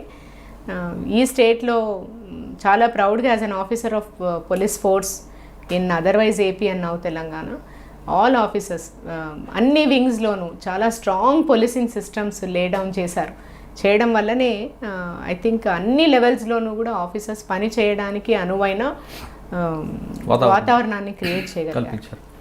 సిఐడి తర్వాత ఎక్కడికి వచ్చారండి? అడిషనల్ ఎస్పీ తర్వాత ప్రమోషన్ వచ్చిందా మీకు? అడిషనల్స్ అక్కడ నుంచి ఇంటెలిజెన్స్, ఎస్ఐవి ఇంటెలిజెన్స్కి వెళ్ళాను. ఇంటెలిజెన్స్లో మీరున్న టైంలోనే చర్చలు జరగడం, ఎస్ఐబిలో అది నేను ట్రైనింగ్ పీరియడ్లో వరంగల్ నుంచి వచ్చిన ఎంబడే ఫర్ సమ్ టైమ్ ఎస్ఐబి అక్కడేం వర్క్ ఎలాగ ఉందండి? ఆ టైంలో అంటే వరంగల్ నుంచి వచ్చిన ఎంబడే బిట్వీన్ చిక్కడపల్లి అండ్ వరంగల్ ఎస్ఐబిలో ఉన్నాను. అప్పుడు చర్చల టైం, లాట్ ఆఫ్ మెటీరియల్. అది కెరియర్ వైజ్ అయితే నాకు ఏ రకంగా అంటే అసలు దాని ఆరిజిన్ ఎట్లా, తర్వాత ఫస్ట్ టైం కాంగ్రెస్ గవర్నమెంట్ వచ్చింది after a gap of about 2 terms TDP తర్వాత, అండ్ చర్చలకు పిలవడం జరిగింది అప్పటి గవర్నమెంట్. అండ్ ఆ చర్చల నేపథ్యంలో మనకు వాళ్ళు ఏ పాయింట్స్ మీద చర్చించాలన్న దానికి విపరీతమైన లిటరేచర్ అప్పుడు ప్రిపేర్ చేయాల్సి వచ్చేది. And it was a good exposure as a initial officer. నాకు ఆ రకంగా మొత్తం లిటరేచర్ రోజు చాలా రిపోర్ట్స్ ప్రిపేర్ చేయడం ఒకటి. 2, first time government came forward, మీరు మూమెంట్ నుంచి బయటికి వచ్చిన వాళ్ళకు మేము పునరావాసం కల్పిస్తాము, ఎంప్లాయ్మెంట్ కూడా కల్పిస్తాము, and lot of employment schemes. అప్పుడు బ్రెయిన్ స్టార్మింగ్ జరిగింది, ఏమేమి ఎంప్లాయ్మెంట్ స్కీమ్స్ వీళ్ళకి తేవచ్చు అన్నది. దాంట్లో అప్పుడు అనుభవం గడించడానికి అనువైన అవకాశం దొరకడం నిజంగా that was a good experience also. Okay madam, ఇప్పుడు ఢిల్లీ తరహా ఘటనలు తెలంగాణ స్టేట్లో జరిగితే ఎలాగ మనం తెలంగాణ గవర్నమెంట్ అంటే తెలంగాణ పోలీసు ఏ విధంగా ఎదుర్కోగలదు అంటే దీనికి ఎందుకు అడుగుతున్నానంటే, మీరు కౌంటర్ ఇంటెలిజెన్స్ దాదాపు 3.5 సంవత్సరాలు పనిచేశారు కాబట్టి ఆ ఫౌండేషన్ ఇప్పుడు ఏ విధంగా పనిచేస్తుంది? అంటే అది లోకల్ పోలీస్ స్టేషన్, తర్వాత state police preparation as a whole. And ఇంకొకటి హైదరాబాద్ మనందరికీ తెలుసు, it is a sensitive place because, but at the same time ఇక్కడ మనం హిస్టరీ చూసుకుంటే కూడా, డిఫరెంట్ ఘటనలు చూసుకుంటే కూడా ఖచ్చితంగా అన్సోషల్ ఎలిమెంట్స్ అడ్వాంటేజ్ తీసుకోవడానికి ప్రయత్నం చేయదగ్గ పాపులేషన్ స్టాటిస్టిక్స్ మన దగ్గర ఉంది. But just because population statistics ఉంది కాబట్టి అడ్వాంటేజ్ తీసుకోకూడదు అన్న ఒక నేపథ్యంలో మనం పనిచేసే విధానము, ఎక్కడైతే మనము first strategy there is no differentiation. Number 1 we are issue based మనము డీల్ చేయడం ఒకటి. నంబర్ 2 లాంగ్ టర్మ్ స్ట్రాటజీ, అసలు సోషల్గా కొన్ని పర్టికులర్ కమ్యూనిటీస్కి కావాల్సిన సపోర్ట్ సిస్టమ్స్ ఏంటి అన్నది గవర్నమెంట్ గుర్తించే విధంగా స్టేట్ పోలీస్ ముందు నుంచి కూడా ఆ సిస్టమ్స్ డెవలప్ చేయడం. ఫర్ ఎగ్జాంపుల్ ఇప్పుడు if you take Maoism, only panacea development, at the same time other ప్రాబ్లమ్స్కి కూడా development in particular communities, development in particular areas, దానికి యాజ్ ఎ పాలసీ పని చేయించగలిగితే స్టేట్ డిపార్ట్మెంట్, పోలీస్ చేసే పని దానికి అనుగుణంగా స్టేట్ పోలీస్ పని చేయవలసి వస్తుంది. సో ఇక్కడ first thing is effective policing. Effective policing అంటే సమస్యను సమస్యగానే చూడడం, అది కమ్యూనిటీ సమస్యలాగా చూడకపోవడం. ఒక పర్టికులర్ సమస్యను సమస్యగానే చూస్తే ఐ థింక్ మనము ఇంపార్షియల్ పోలీసింగ్ చేయడానికి అనువైన పాలసీస్ అన్నీ కూడా ఇక్కడ ఫ్రేమ్వర్క్ చేయబడ్డాయి. That is a reason why we are able to ఎన్ని రకాల కమ్యూనిటీస్ ఇక్కడ పనిచేస్తున్నా కూడా మనకు ఆ రకమైన వాతావరణం ఇక్కడ లేకపోవడం ఒకటి. 2 ఎడ్యుకేషనల్ ఇన్స్టిట్యూషన్స్. ఎడ్యుకేషనల్ ఇన్స్టిట్యూషన్స్ చాలా పారదర్శకంగా పనిచేయాలి. అక్కడ పోలీస్తో అవసరమే రాకూడదు. అవసరం రాని అట్మాస్ఫియర్ ఎడ్యుకేషనల్ ఇన్స్టిట్యూషన్స్లో క్రియేట్ చేయడానికి ఏదైతే గవర్నమెంట్ చేయాలో దాంట్లో మేము ఒక భాగం పోలీస్ డిపార్ట్మెంట్ అది చేయడానికి ప్రయత్నం చేయడం. అండ్ మూడవది సర్వేలెన్స్ ఎక్కడో ఏదో జరిగితే అది మనకేం కావచ్చు అని ముందస్తు ఊహించడం, దానికి తగ్గ స్ట్రాటజీస్ మనం అడాప్ట్ చేయడం. వీటన్నిటిలో కూడా ఐ షుడ్ సే ప్రొఫెషనల్ కావడానికి ప్రయత్నం చేయడమే మన దగ్గర పీస్ఫుల్గా ఉండడానికి ఒక రకంగా పాసిబుల్ అవుతుంది. So it will continue. Madam 3.5 సంవత్సరాలు సిఈసీల తర్వాత ఫస్ట్ పోస్టింగ్ మెదక్ వచ్చా జిల్లా ఎస్పీగా. అప్పుడు వచ్చినప్పుడు మెదక్ అనేది అప్పటికి కొంత మావోయిజం అనేది తగ్గిపోయింది, జనశక్తి మూవ్మెంట్ పూర్తిగా తగ్గింది. కానీ ఫ్యామిలీ కౌన్సిలింగ్ సెంటర్ పెట్టడం, అక్కడ మీ రోల్లో ఏం చూపించారండి? నేపథ్యం అది కాదు, తెలంగాణ ఫామ్ కావడము, తెలంగాణ ఫామ్ అయిన తర్వాత that was first postings in a Telangana district, in Telangana state, and it was CMs district also.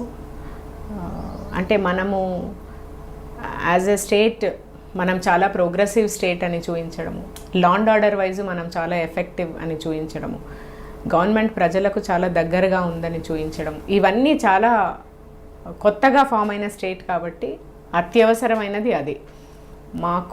మేము ఒక బెంచ్ మార్క్ సెటప్ చేస్తాం, new state of India, and మా కల్చర్ ఈజ్ టువర్డ్స్ పీస్ అని చూపించే టైం అది. సో దానికి తగ్గట్టుగానే స్టేట్ పోలీస్ ఫస్ట్ వెళ్ళిన నినాదం అంటే after formation is we are friendly, people friendly పోలీసింగ్కి కావాల్సింది. అప్పుడు పోలీస్ ఈరోజు ఎట్లయితే పట్టణ ప్రగతి, పల్లె ప్రగతిలో ఇన్వాల్వ్ అవుతున్నారో, ఫస్ట్ చెరువుల పునరుద్ధరణ ఉండింది, దాంట్లో పోలీస్ కూడా విలేజెస్ని అడాప్ట్ చేసుకున్నారు, ఎవ్రీ ఎస్పీ అడాప్టెడ్. ఇవన్నీ కాకుండా మా పోలీసింగ్ విషయానికి వస్తే టెక్నాలజీ ఉపయోగానికి అత్యధిక ప్రాధాన్యత ఇవ్వడం జరిగింది మెదక్ జిల్లాలో. అండ్ కారణం ఒకటే, టెక్నాలజీని ఉపయోగించడం వల్ల 1-to-1 ఒకరిని రీచ్ కాగలము through technology, at the same time చాలామందిని రీచ్ కాగలగడం అన్న ఒకటి. ఆ టైంలో one initiative which was successful was, మనందరికీ తెలుసు పోలీస్ స్టేషన్లో రోజువారీ వచ్చే ఇష్యూస్లో one of the important issues ఏంటంటే, ఒక నార్మల్ మఫ్సిల్ పోలీస్ స్టేషన్, ఒక మండల్ పోలీస్ స్టేషన్ స్థాయిలో వచ్చే 5-6 ఇష్యూస్లో సగం శాతం వరకు ఉమెన్ రిలేటెడ్ ఇష్యూసే ఉంటాయి. తాగి కొడుతున్నారనో, లేకపోతే ఏదో రకమైన ఆర్థిక ఇబ్బందుల వల్ల కొడుతున్నారనో, లేదంటే కుటుంబ తగాదాలకు నేపథ్యం. దానికి ప్రత్యేకమైన లా అంటూ డొమెస్టిక్ వైలెన్స్ యాక్ట్ అంతా. అండ్ ఇంకొకటి, ఒక చిన్న ఫీలింగ్ ఏంటంటే, పోలీస్ భయం పెడితే వైఫ్ అండ్ హస్బెండ్ కలిసి బ్రతుకుతారు అన్నది అదంతా అపోహ, అది అట్లా జరగదు. అండ్ పోలీసు భయం పెట్టడానికి లేరు. అండ్ ఇది మీ కుటుంబంలోని సమస్య. పోలీస్ కంటే కూడా మీరు గౌరవించే ఒక వ్యక్తి మీకు ఏం కలహాలు ఉన్నాయో చూయించగలిగితే మీరు సెట్ అవుతారు అని చూయించడానికి చేతన అన్న నేమ్తో ప్రతి మండల్ లెవెల్లో ఒక చేతన కౌన్సిలింగ్ సెంటర్ కలెక్టర్ గారిని అడగడము, స్కూల్ బిల్డింగ్స్లో ఎక్కడ వీలైతే అక్కడ ఒక ప్లేస్ తీసుకోవడము. దాంట్లో అన్నింటికంటే ఇంపార్టెంట్ ఆస్పెక్ట్ ఏంటంటే, all retired teachers in the district, ఎవరైతే రిటైర్డ్ అయ్యి హెల్దీగా ఉన్నారో, ఎవరైతే కమ్యూనిటీ సర్వీస్ చేయాలనుకుంటున్నారో అలాంటి వాళ్ళకు కౌన్సిలింగ్లో మనం ట్రైనింగ్ ఇప్పించాము, ఎలా కౌన్సిలింగ్ కండక్ట్ చేయాలి అన్నది. అండ్ పోలీస్ని ఇన్వాల్వ్ చేయలేదు, ఓన్లీ డాక్యుమెంటేషన్ పర్పస్ పోలీస్ని ఇన్వాల్వ్ చేయడము. ఎవరైనా ఒక సమస్యతో వస్తే ఆ కౌన్సిలింగ్ సెంటర్లో శనివారం ఆదివారం కౌన్సిలింగ్ అవుతుంది. మంచి డాక్యుమెంటేషన్ చేశాం, ఏ పరిస్థితుల్లో వచ్చారు, ఏ రకంగా కౌన్సిలింగ్ చేయాలి, మళ్ళీ 1 month తర్వాత వాళ్ళని పిలవడం. ఇట్లా చేయడం వల్ల అది టీచర్స్ ఎట్లా ఉంటారంటే, అదే ఏరియాస్లో పనిచేసిన వాళ్ళు ఉంటారు, వాళ్ళకు ప్రతి ఒక్కరి గురించి వాళ్ళ యాటిట్యూడ్ ఏంటో తెలిసి ఉంటుంది. ఎఫెక్టివ్ కౌన్సిలింగ్స్ వెంట టీచర్స్ని ఎందుకు మీరు టీచర్స్ కంటే బెస్ట్ సైకాలజిస్ట్ ఎవరు ఉంటారు అన్నది ఎవరు ఉంటారు చెప్పండి. ఎందుకంటే వాళ్ళు మంచి చెడు చిన్న స్థాయి నుంచి మనను ఆ మండల్ లెవెల్లో డిఫరెంట్ స్కూల్స్లో మనని చూసుంటారు. ఒకటి. రెండు, విలువలు గల ఒక ప్లేస్. మన టీచరే మనం తయారు చేసిందే మన టీచర్స్. సో అలాంటి వాళ్ళు చెప్తే ఖచ్చితంగా వింటారు. ఏమంటే వాళ్ళ ఆరోగ్యం సహకరించాలి, వాళ్ళకు కొంచెం కమ్యూనిటీ సర్వీస్ చేయాలన్న స్ఫూర్తి ఉండాలి, వాళ్ళకు కొంత ట్రైనింగ్ ఎలా చేయాలన్నది తెలిసి ఉండాలి. వాళ్ళందరికీ 2-3 మీటింగ్స్ పెట్టి ఎవరెవరు దీనికి ఫర్ ఉన్నారో వాళ్ళని మాత్రమే లిస్ట్ అవుట్ చేశాం మండల్ వైజ్. అంటే మీరు పనిచేస్తున్న టైంలో ఎన్ని కేసులు చూస్తుంటారు? ఆ 2 సంవత్సరాల్లో ఆల్మోస్ట్ 1500 వరకు కేసులు ఇక్కడ చూసుంటారు కౌన్సిలింగ్ సెంటర్స్లో. అంతా డాక్యుమెంటెడ్, వెల్ డాక్యుమెంటెడ్. దానికి మనకు స్మార్ట్ పోలీస్ అవార్డు కూడా వచ్చింది యాక్చువల్లీ. అదే కాకుండా హైదరాబాద్ సిటీ తరహాలో మనము ఎంటైర్ సంగారెడ్డి హైవే ఏదైతే ఉందో, రామచంద్రాపురం పోలీస్ స్టేషన్ నుంచి సంగారెడ్డి వరకు ఎంటైర్ హైవేని మనం కెమెరాల్లో we could get entire highway on to the cameras with command control establish చేయగలిగినాం. సంగారెడ్డి ఎస్పీ ఆఫీస్లో కూర్చొని పటాన్చెరు పోలీస్ స్టేషన్ని వీక్షించాము, రామచంద్రాపురం పోలీస్ స్టేషన్ని వీక్షించాము, Sangareddy town rural who is sitting, how they are receiving, only to the extent of reception. And హైవేలో ఉన్న ప్రతి ఒక్క యాక్సిడెంట్ మూమెంట్ మనము command control centre, first command control centre in the state other than Hyderabad city was came up there. ఇవన్నీ కూడా సహకారం ఉండబట్టే, ఎవరో అనుకునే విధంగా కాకుండా ఉన్నతాధికారుల సహకారం, ముఖ్యంగా సిబ్బంది సహకారం and political will definite. Okay, Sangareddy తర్వాత అండి? సంగారెడ్డి తర్వాత నార్త్ జోన్. నార్త్ జోన్ వచ్చేసరికి ఎక్కడే ఉంది సార్? నార్త్ జోన్ వచ్చేసరికి మనము చేసిన 2 important things in the north zone is, 1, మనము ఆ ఇయర్ ఎవరెవరైతే స్కూల్ డ్రాప్ అవుట్స్ ఉన్నారో ఎంటైర్ నార్త్ జోన్లో పోలీస్ స్టేషన్ వైజ్ మేము సెక్టర్ వారీగా ఎస్ఐస్ విధులు నిర్వహిస్తారు. అట్ ద సేమ్ టైం మా పాట్రోల్స్ కూడా సెక్టర్ వారీగా విధులు నిర్వహిస్తారు.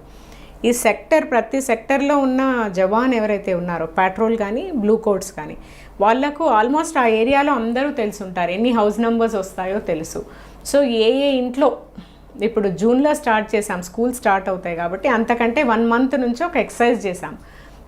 ఆ మొత్తం ఆ సెక్టర్ ఏరియాలో, ఆ పాట్రోల్ ఆఫీసర్కి సంబంధించిన ఏరియాలో ఎన్ని ఇళ్లలో పిల్లలు డ్రాప్ అవుట్స్ ఉన్నారు లిస్ట్ తీసుకోవడం, వెళ్ళడం, వీళ్ళు వాళ్ళ పేరెంట్స్తో మాట్లాడడము, వాళ్ళని ఎడ్యుకేషన్ డిపార్ట్మెంట్కి కూడా అటాచ్ చేయడము, on day 1 on single day, అంతకంటే ముందే వాళ్ళని కౌన్సిల్ చేయడం. వాళ్ళందరినీ కూడా పోలీస్ వెళ్ళి, ఒక కానిస్టేబుల్ ఆఫీసర్ వెళ్ళి చెప్పాడు, మా అమ్మ ఇంట్లో పని చేసుకుంటుంది, అయినా కూడా నేను ఈరోజు ఒక కానిస్టేబుల్ ఆఫీసర్ అయ్యాను, మా అమ్మ పని చేసుకుంటుంది అని చెప్పి నేను ఊర్లు పట్టుకొని తిరగలేదు, నేను ఖచ్చితంగా చదివి ఉద్యోగం సంపాదించాను.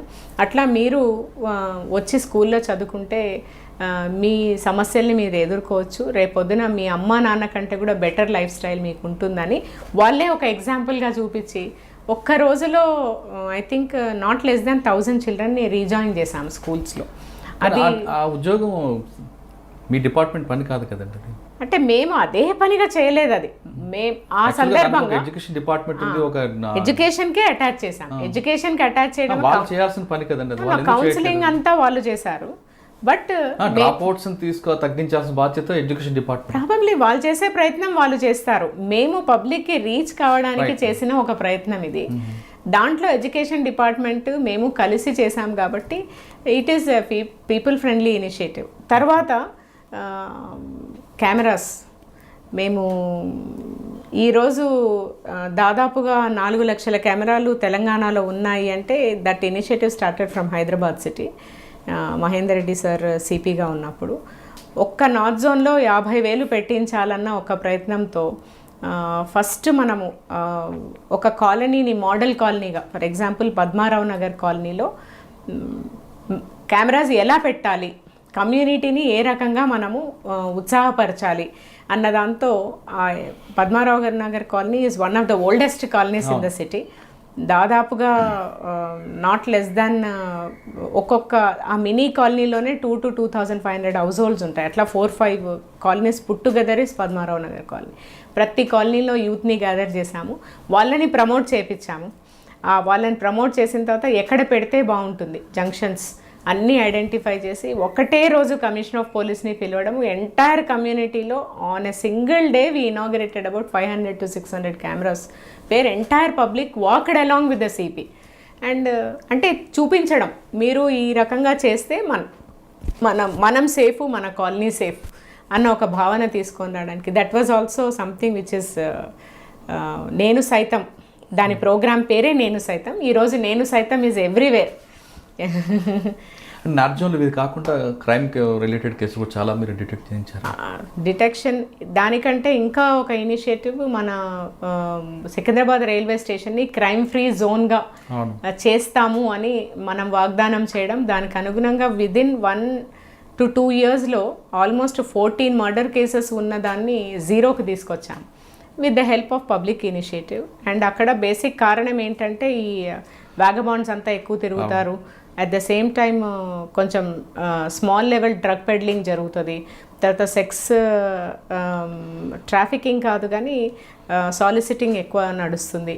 ఇవన్నీ తీయడానికి ప్రజ్వల ఎన్జిఓతో ఒక చిన్న ఇనిషియేటివ్ చేసి 2 years అక్కడ ఉన్న వాళ్ళందరినీ కూడా డాక్యుమెంట్ చేయడము, వాళ్ళ మీద ఒక పక్క కేసెస్ పెట్టడం, ఇంకో పక్క కౌన్సిలింగ్ నడవడం సైమల్టేనియస్గా జరిగి హ్యూజ్ డాక్యుమెంటేషన్ తీసుకొచ్చాము. ఆ టైంలో ఆల్మోస్ట్ ఈ సాలిసిటింగ్ అన్నది అంటే ఏ లాడ్జెస్లో అయితే ఈ సెక్స్ ర్యాకెట్స్ అవి ఆపరేట్ అవుతున్నాయో, అంటే అది ఒక పైకి కనిపించేది, వెనకాల వీళ్ళంతా కూడా చేసేదంతా కూడా ఇల్లీగల్ అండ్ వైలెంట్ ఇష్యూస్. అంటే తాగడము, కొట్టడము, రాబరీస్ చేయడము, వీటన్నిటి వెనకాల కూడా ఇవే గ్యాంగ్స్ ఉంటాయి. వాళ్ళందరిని ఐడెంటిఫై చేయడము, ఎక్కడ అవసరమైతే అక్కడ ఆల్మోస్ట్ 1 yearలో ఒక 5 members మీద పీడీ పెట్టాము అట్లాంటి వాళ్ళ మీద విత్ ప్రాపర్ ఎవిడెన్స్.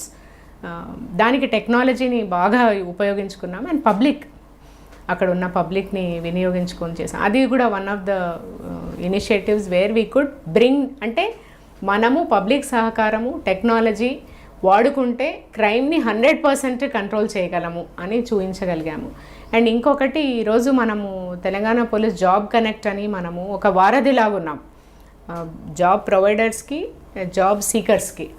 దాన్ని అక్కడి నుంచి చేయూత అని ఒక చిన్న ప్రోగ్రామ్ చేశాము వేర్ మా పోలీస్ స్టేషన్ లిమిట్స్లో ఉన్న అన్ఎంప్లాయిడ్ యూత్ని మొత్తం డాక్యుమెంట్ చేసాం ఒక చిన్న ప్రొఫార్మాలో చేసి, వాళ్ళందరికీ కూడా మనము ఎంప్లాయ్మెంట్ విభాగం వాళ్ళ హెల్ప్తో ఏ డిపార్ట్మెంట్లో ఎన్ని ఎంప్లాయ్మెంట్ ఆపర్చునిటీస్ ఉన్నాయో లిస్ట్ అవుట్ చేసి ఒక చిన్న వెబ్సైట్ చేసి వాళ్ళకు ఒక మెసేజ్ పంపించి ఆన్ ద సేమ్ డే మా ఏరియాలో ఉన్న వాళ్ళకు ఎవరికి ట్రైనింగ్ అవసరం ఉందో వాళ్ళకు, ఎవరికి జాబ్స్ ఇవ్వగలుగుతారో వాళ్ళకు కనెక్ట్ చేశాం పోలీస్ ద్వారా. దాన్ని స్టేట్ వైడ్ తర్వాత డీజీ గారు జాబ్ కనెక్ట్ అన్న పేరుతో ఇంప్లిమెంట్ అయింది. ఈరోజు ఎవ్రీవేర్ దట్ వ్యాన్ గోస్.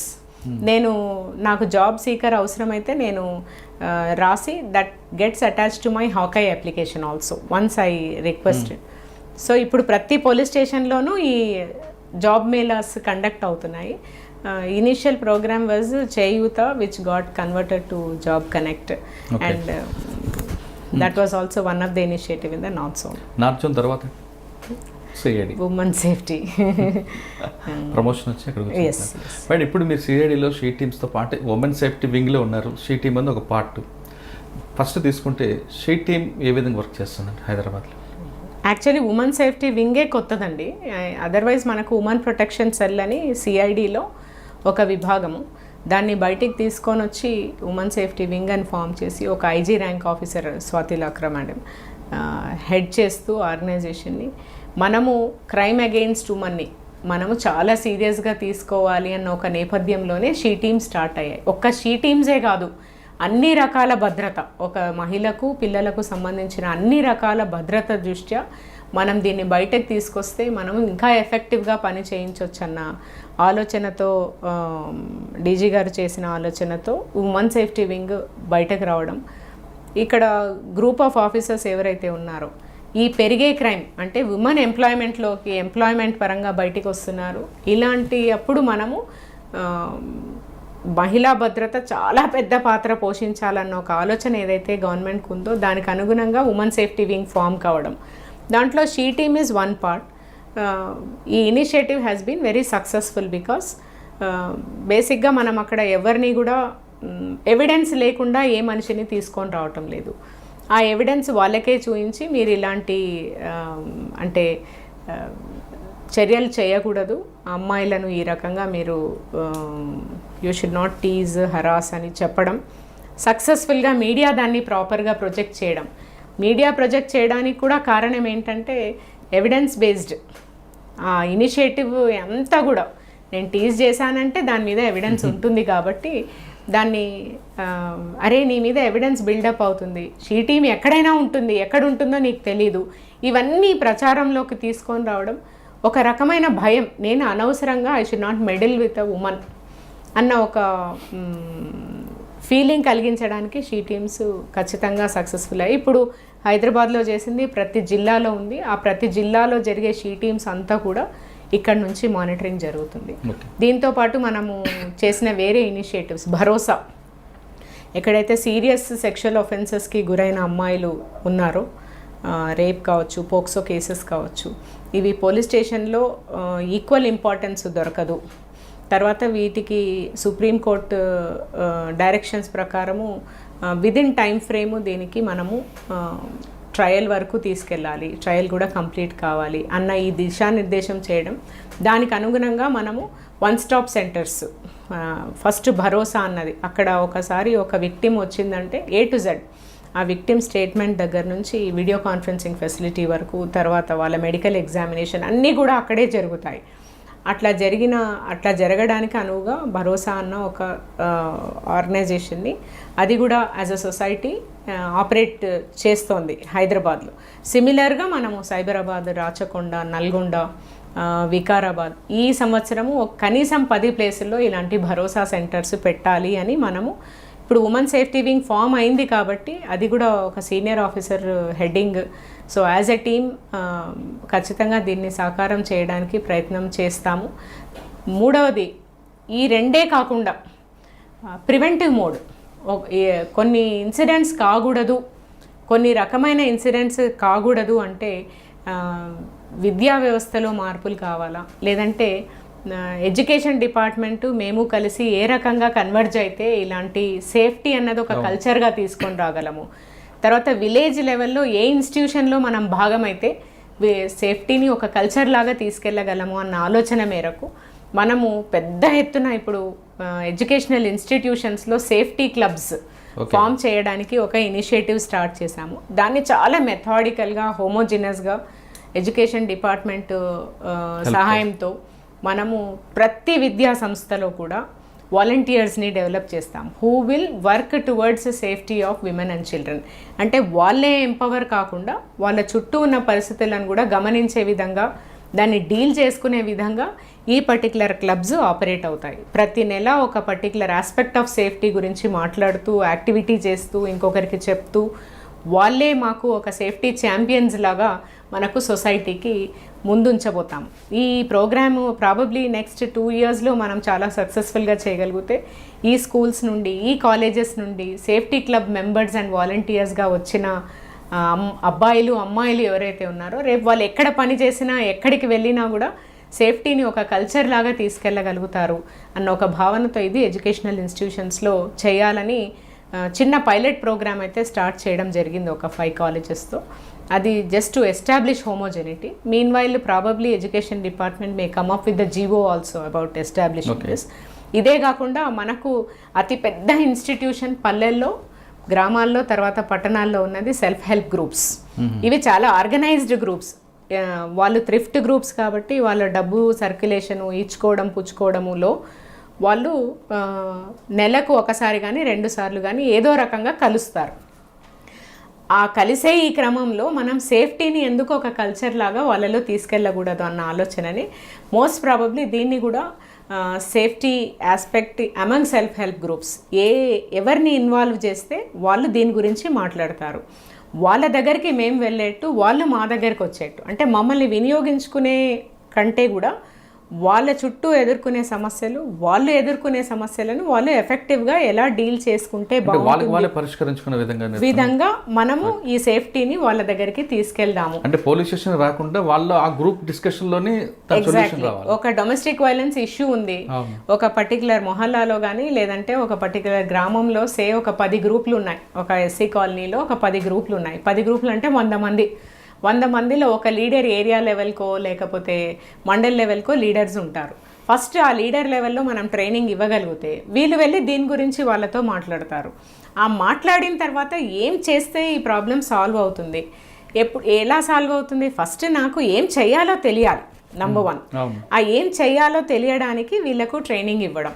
అంటే వాళ్ళ దగ్గర కూడా కాకపోతే నెక్స్ట్ పోలీస్ స్టేషన్ వాళ్ళు అసలు రీచ్ కాకపోతే దాంట్లో వాళ్ళకు జరిగే మంత్లీ మీటింగ్స్లో లోకల్ పోలీస్ ఆఫీసర్ని ఇన్వాల్వ్ చేయడానికి ట్రై చేస్తాము. ఆల్రెడీ అదర్ డిపార్ట్మెంట్స్ అదే మేము కూడా ఇన్వాల్వ్ అవుతాము.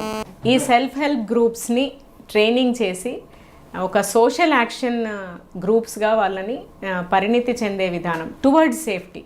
అంటే మీరు డబ్బుని ఇంత బాగా ఆదా చేయగలిగినారు, ఒక ఎంటర్ప్రూనర్ అవ్వగలిగినారు, మీ అంతకు మీరు ఆ డబ్బుని సద్వినియోగం చేసుకుంటున్నారు. మరి అదే రకంగా మీకు సేఫ్టీ గురించి వచ్చే ఇష్యూస్ని మీరు ఏ రకంగా డీల్ చేసుకోగలరు? మీకు మేము అభయం ఉన్నాము, we are always there when you actually need. But మీరే దీన్ని పరిష్కరించుకోగలరు. ఏ రకంగా పరిష్కరించుకోగలరు అన్నది మేము వాళ్ళకు ఒక ట్రైనింగ్ రూపకంగా తీసుకెళ్తాము. వాళ్ళకు సక్కర్ లాగా నిలబడతాము. ఏరియాలో వాళ్ళకు ఒక చిన్న ఆస్పెక్ట్, ఫర్ ఎగ్జాంపుల్ ఈ 10 గ్రూపులు ఒక పర్టికులర్ ఒక కాలనీ, బీసీ కాలనీనో ఎస్సీ కాలనీనో ఒక గ్రామంలో వాళ్ళకు సేఫ్టీ ఆడిట్ కండక్ట్ చేయిస్తాం. సేఫ్టీ ఆడిట్ అంటే మా దృష్టిలో మేబీ చాలా ఆస్పెక్ట్స్ ఉండొచ్చు. నేను ఈ పర్టికులర్ కాలనీలో ఉంటాను, 10 గ్రూపులు ఉన్నాయి. ఈ పర్టికులర్ ఇన్ని ఏరియాస్లో ఓపెన్ ప్లేసెస్ ఉన్నాయి. నంబర్ 1. ఇన్ని ఏరియాస్లో లైటింగ్ లేదు. ఇన్ని ఏరియాస్లో రాత్రి ఈ పర్టికులర్ ప్లేస్లో చాలామంది గుమిగూడి ఉంటారు. ఈ ఏరియాస్ వల్ల నాకు సేఫ్టీ ఇష్యూస్ ఉన్నాయి. ఈ పర్టికులర్ ఒక సేఫ్టీ ఆడిట్ కండక్ట్ చేయించడం ఈ గ్రూప్ అంతా చేస్తుంది. చేసి దానికి విరుగుడు ఏంటి, ఏ డిపార్ట్మెంట్ ఇన్వాల్వ్ కావాలి, ఇప్పుడు ఎంత ఇంపార్టెంట్ ఉంది ఒక్కొక్క డిపార్ట్మెంట్ యొక్క రోల్. నాకు ఆ పర్టికులర్ పార్కులో లైట్ ఉంటే అంటే municipal departments role towards safety, likewise if different departments role towards safety మనం సెక్యూరిటీ ఆడిట్, సేఫ్టీ ఆడిట్ ద్వారా తీసుకెళ్ళడానికి ప్రయత్నం చేస్తాం. తర్వాత నా చుట్టూ ఉన్న ఇష్యూస్, ఒకటేమో యాక్చువల్ ప్లేసెస్, 2 ఇష్యూస్. ఏమి ఇష్యూస్ నేను ప్రతిరోజు నా చుట్టూ ఎదుర్కొంటున్నాను.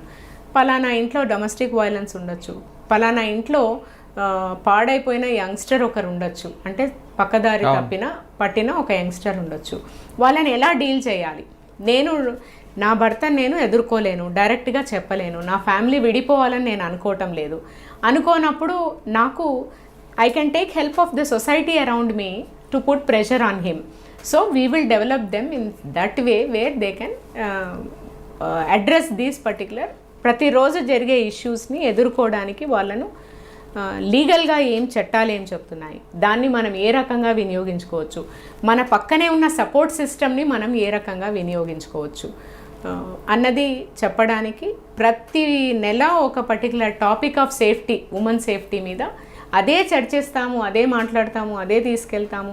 ఇది చేయడానికి preparations are through probably we may be going ahead with these particular. కానీ ఎక్కువగా గ్రామాల్లో మహిళలకి 2 విషయాలు ఎక్కువగా ఇబ్బందులు వస్తుంటాయి. ఒకటి టాయిలెట్ విషయంలో, ఒక ట్రాన్స్పోర్ట్ విషయంలో. ఆ 2 కూడా మీరు ఐడెంటిఫై చేసి ఆ సొల్యూషన్ తీసుకొస్తారు. ఒకటి the place where I actually live, అక్కడ నాకు హరాస్మెంట్ ఉండకూడదు. Next place of movement, public place, ఎక్కడైతే నేను ట్రాన్స్పోర్ట్ అవుతాను. Number 3 the place where I actually work. ఈ 3 ప్లేసెస్లో ఉన్న సేఫ్టీని అడ్రస్ చేయడమే మన ఉద్దేశం. నెక్స్ట్ మేడం, మీ దగ్గర ఎన్ఆర్ఐస్ వింగ్ ఒకటి ఉందండి. ఎక్కువగా ఎన్ఆర్ఐ అల్లుళ్ళ మీద ఎక్కువ మోసపడుతుంటారు. అమ్మాయిల్ని వాడు ఎవడో ఉన్నాడని అమెరికాలో అల్లుడికి ఇస్తారు, తర్వాత బాధపడుతుంటారు. అంటే వాళ్ళు ఇప్పుడు ఎన్ఆర్ఐ అల్లుళ్ళు అందరూ మంచోళ్ళు చెడ్డోళ్ళని కాదండి, చేసుకోవచ్చు. కానీ ఎన్ఆర్ఐ అల్లుడిని చేసుకునే ముందు ఎలాంటి ప్రికాషన్ తీసుకోవాలండి? అంటే చేసుకున్న తర్వాత బాధపడే కన్నా ముందే ప్రికాషన్ తీసుకుంటే మంచిది కదా. ఎగ్జాక్ట్లీ. అంటే సింపుల్ థింగ్స్ లైక్ రిజిస్ట్రేషను, తర్వాత ఆ అబ్బాయి యొక్క వీసా స్టేటస్ తెలుసుకోవడం అన్నింటికంటే most important thing. Visa status, employment status, తర్వాత వాళ్ళు అక్కడ ఉన్న పరిస్థితులు, ఏ పరిస్థితులలో పెళ్లి చేసుకుంటున్నారు, తర్వాత రిజిస్ట్రేషన్ ఆఫ్ మ్యారేజ్, ఇవి basic things which we have to look in to. మనం ఏం చేస్తాము అంటే ఇవన్నీ కూడా మీ డిపార్ట్మెంట్ ఏమైనా హెల్ప్ చేస్తుందా వాళ్ళకి ముందే వస్తే? ఇవి చేయడానికే మనము అంటే మనము ఇప్పటి వరకు జరిగిన కలెక్ట్ చేసిన, మనము ఒక 7 నెలల క్రితము ఎన్ఆర్ఐ వింగ్ అన్నది సెల్ అన్నది ఓపెన్ చేసాము, only for the sake of addressing marital issues. ఈ మ్యారిటల్ ఇష్యూస్లో రిజిస్టర్ అయిన కేసెస్కి మనం ఏ రకంగా different departments help NRI cell ద్వారా ఐఓస్కి ఇప్పించడానికి ఎన్ఆర్ఐ సెల్ ఫామ్ అయింది. దాంట్లో భాగంగా మనం నోటీస్ చేసినది ఏంటంటే మోస్ట్ ఆఫ్ ద టైమ్స్ ఎట్లాంటి మ్యారేజెస్ ఇష్యూస్ ఫేస్ చేస్తున్నారంటే హనీమూన్ మ్యారేజెస్. అరే మా అబ్బాయి ఎల్లుండి వస్తాడు, పెళ్లి చేసుకొని ఎంబడే వెళ్ళిపోతాడు, మళ్ళీ మిమ్మల్ని తీసుకెళ్తాడు. ముందు విపరీతమైన హైప్ క్రియేట్ చేయడం, అండ్ పేరెంట్స్ మాత్రమే ఎక్స్పోజ్ చేయడం, అండ్ అబ్బాయి గురించి ఏమీ తెలియకపోవడం, వీళ్ళకి అంత వస్తుందని ఇంత వస్తుందని, వీళ్ళు సోషల్ స్టేటస్ అంతుందని ఇంతుందని, ఇవన్నీ కూడా ఏది వెరిఫై చేయకపోవడం, ఒక మధ్యవర్తిని విపరీతంగా నమ్మడం, ఇవన్నిటి వల్ల ఏమవుతుంది that marriage is a honeymoon marriage. వాళ్ళ తల్లి కోసమో తండ్రి కోసమో ప్రోద్బలంతో పెళ్లి చేసుకుంటుండొచ్చు మోస్ట్ ఆఫ్ ద టైం, లేదంటే వాళ్ళు ఇచ్చే ఆస్తి కోసమో లేకపోతే ఇంకో రకమైన దానికోసమో పెళ్లి చేసుకోవచ్చు. అండ్ మూడవది, ఆల్రెడీ అక్కడ కమిట్మెంట్ అయ్యి ఉంటే ఎవరికి తెలియదు కదా, వీళ్ళ కోసం ఇది చేసుకొని మళ్ళీ ఏదో రకంగా వాళ్ళని వెనక్కు పంపించేస్తే అక్కడ ఉన్న చట్టం వేరు, ఇక్కడ ఉన్న చట్టం వేరు, దానిలోని గ్యాప్ని అడ్వాంటేజ్గా తీసుకోవడం, ఇవి మనం చూస్తున్న ఇష్యూస్. దీన్ని అడ్రస్ చేయడానికి ఆల్రెడీ రిజిస్టర్ అయిన కేసెస్లో అయితే మనం ఏ రకంగా వీళ్ళని సయోధ్య కుదుర్చగలం విదిన్ ఫ్రేమ్వర్క్ ఆఫ్ లా. ఒకటి, విడిపోవాలనుకుంటే కూడా కోర్టు సహాయంతో, for example 498A is compoundable. Only thing is అక్కడ ఉన్న వాళ్ళని ట్రేస్ చేయడం కష్టం, నంబర్ 1. నంబర్ 2, ఎల్ఓసి ఆపరేట్ అయినా కూడా ఏం చేస్తారంటే పవర్ ఆఫ్ అటార్నీ, అంటే ఇక్కడ జరిగే ప్రతి ఇష్యూ పేరెంట్కి ఇచ్చేసి ఆ పేరెంట్స్ చూసుకొని వాళ్ళు ఎప్పటికీ రారు. ఈ ఎప్పటికీ రాకపోవడము అన్న ఒకటి చాలా weight bearing on girls side.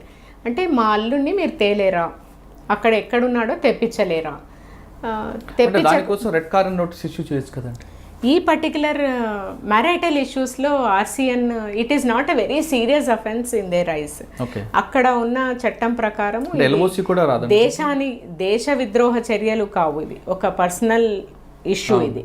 కాబట్టి అలాంటివి లుక్అవుట్ నోటీస్ ఉంటాయి కదా. Lookout notice is only when you enter and exit. వాళ్ళు రావడానికే చూస్ చేయరు, ఇంకా దే వోంట్ కమ్. ఇప్పుడు మీరు అన్నట్లుగా ఒక కంప్లైంట్ వచ్చారు, పెళ్లి చేసుకున్నాడు, హనీమూన్ మ్యారేజెస్కి వెళ్ళిపోయాడు, అక్కడ వెళ్ళి ఆల్రెడీ చేసుకున్న ఆమెతో రిలేషన్ కంటిన్యూ చేస్తున్నాడు, ఇక్కడ ఆమె కేసు పెడతారు, మరి వాటిని పికప్ చేయడానికి మరి ఏం చేస్తారండి? అదే దట్ ఈస్ వాట్ మనము ఇప్పుడు డిఫరెంట్ ఎంటిటీస్ ఏవైతే దీంట్లో ప్లే చేస్తాయో వాళ్ళ రోల్. నంబర్ 1 ఈజ్ అతను ఎక్కడున్నాడో తెలియాలి, ఎక్కడ ఎంప్లాయ్మెంటో తెలియాలి. నంబర్ 2, ఎంబసీ ద్వారా ఒక లుక్అవుట్ సర్క్యులర్ అతని మీద ఇష్యూ అయిందన్నది అతనికి సమాచారం రీచ్ కావాలి. నంబర్ 4, అతని మీద ఇక్కడ ఒక క్రిమినల్ కేసు రిజిస్టర్ అయింది, ఇండియన్ లా ప్రకారం ఆ క్రిమినల్ కేసులో ఇంత శిక్ష పడవచ్చు అన్నది తెలియాలి. చాలా సీరియస్ ఇష్యూ అయితే పాస్పోర్ట్ ఇంపౌండ్ చేయించే వరకు మనము ఎక్స్టర్నల్ అఫైర్స్ మినిస్ట్రీతో మనము లయేజ్ చేయాలి. ఇవి ఒక్క ఇన్వెస్టిగేటింగ్ అథారిటీనే కాదు, అక్కడ ఉన్న ఎన్జిఓ. ఎందుకంటే ఫస్ట్ థింగ్ ఇస్ వాళ్ళ నో అడ్రస్ అయిపోతారు, వాళ్ళు అక్కడ ఎక్కడున్నారో ట్రేస్ చేయలేము. ట్రేస్ చేయడానికి కూడా మనకు ఎవరు సహకరించరు, ఎందుకంటే దేశం దాటిపోయారు కాబట్టి. ఎవరు హెల్ప్ చేయగలరు? ప్లస్ మనకు అక్కడ రిలేషన్షిప్, అక్కడ లోకల్ ఏరియాలో పనిచేసే ఎన్జిఓస్కి ఒక ప్లాట్ఫామ్ మనం ఇక్కడ నుంచి కాంటాక్ట్ కావాలి to find out where they are. ఎక్కడున్నారో తెలియకుండా మనము ఎల్ఓసి ఇష్యూ చేసినా, ఒకవేళ వారెంట్ ఇష్యూ చేసినా ఏ అడ్రస్ మీద చేయాలి, ఇవన్నీ కూడా ఇష్యూస్. వీటిని అడ్రస్ చేయడానికే మనము ఈ అన్ని ఆర్గనైజేషన్స్తో కాంటాక్ట్లో ఉండి ఐఓస్కి హెల్ప్ చేయడానికి ఎన్ఆర్ఎస్ఎల్ ఫామ్ చేశాము. It is all issue based, అంటే ఒక్కొక్క కేసులో ఒక్కొక్క రకమైన ఇష్యూ ఉండొచ్చు, బట్ అన్ని కేసులకు బాటమ్ లైన్ ఏంటంటే అతన్ని ఇక్కడికి తీసుకొని రావాలి. అతన్ని ఇక్కడికి తీసుకొని రావాలి అన్నదానికి ప్రత్యేకమైన చట్టం ఏమీ లేదు మనం చెప్పుకున్నట్టు. కాబట్టి ప్రెషర్ పెట్టాలి, అది కూడా లీగల్గానే ప్రెషర్ పెట్టాలి. ఆ లీగల్ ప్రెషర్ ఎంతవరకు పెట్టచ్చు as per the sections which we have put in the case. ఆ సెక్షన్స్ ప్రాపర్గా పెట్టించడము. నంబర్ 1. నంబర్ 2, అమ్మాయి ఎవరైతే విక్టిమ్ ఉన్నారో ఆమె ద్వారా కూడా వీళ్ళందరినీ అడ్రస్ చేయించడము. నంబర్ 2. నంబర్ 3, అక్కడ ఎంప్లాయర్కి ఏమైనా ఛాన్స్ ఉంటే ఐఓ ద్వారా ఎంప్లాయర్కి ఒక మెయిల్ పంపడము, లేకపోతే కాంటాక్ట్ చేయడము, మీరు మీ మీద ఇలాంటి కేసు రిజిస్టర్ అయింది, మీరు వచ్చి ఇలా చేసుకోవచ్చు అని. 4వది, ఇక్కడున్న తల్లిదండ్రుల మీద వీలైనప్పుడు వీలున్నంత వరకు పిలిచి మీరు దయచేసి మీ అబ్బాయిని పిలిపిస్తే ప్రాపర్గా అయిపోతుందని చెప్పించడానికి ప్రయత్నం చేయడము. 4. 5, ఎక్కడెక్కడ అవసరం ఉందో అక్కడ not only LOC renewals, passport impounding చేయించడము. తర్వాత ఇది ప్లస్ ఇవన్నీ కాకుండా పిల్లలున్న కేసెస్లో అక్కడ అబ్డక్షన్ రిజిస్టర్ అయి ఉండొచ్చు, మెయింటెనెన్స్ ఇవ్వకపోవచ్చు, ఇవన్నీ కూడా మళ్ళీ దానిలోని చూసుకోవడం, ఇవన్నింటికి సెంట్రలైజ్డ్గా ఎన్ఆర్ఐఎస్ఎల్ వర్క్ చేస్తుంది. ఓకే, అంటే ఇవన్నీ జరగకుండా సింపుల్గా చెప్పండి, ఎలాంటి ప్రికాషన్ తీసుకుంటే వాళ్ళ ప్రాబ్లమ్స్ రావాలి? నంబర్ 1, ఏ వీసాలో ఉన్నారో తెలియాలి. ఆ వీసా ఏ రకమైన వీసా ఉంది, నంబర్ 1. నంబర్ 2, ఎక్కడ ఎంప్లాయిడ్ తెలుసుకోవాలి. వాళ్ళ ఫైనాన్షియల్ స్టేటస్ ఇక్కడ అక్కడ తెలుసుకోవాలి.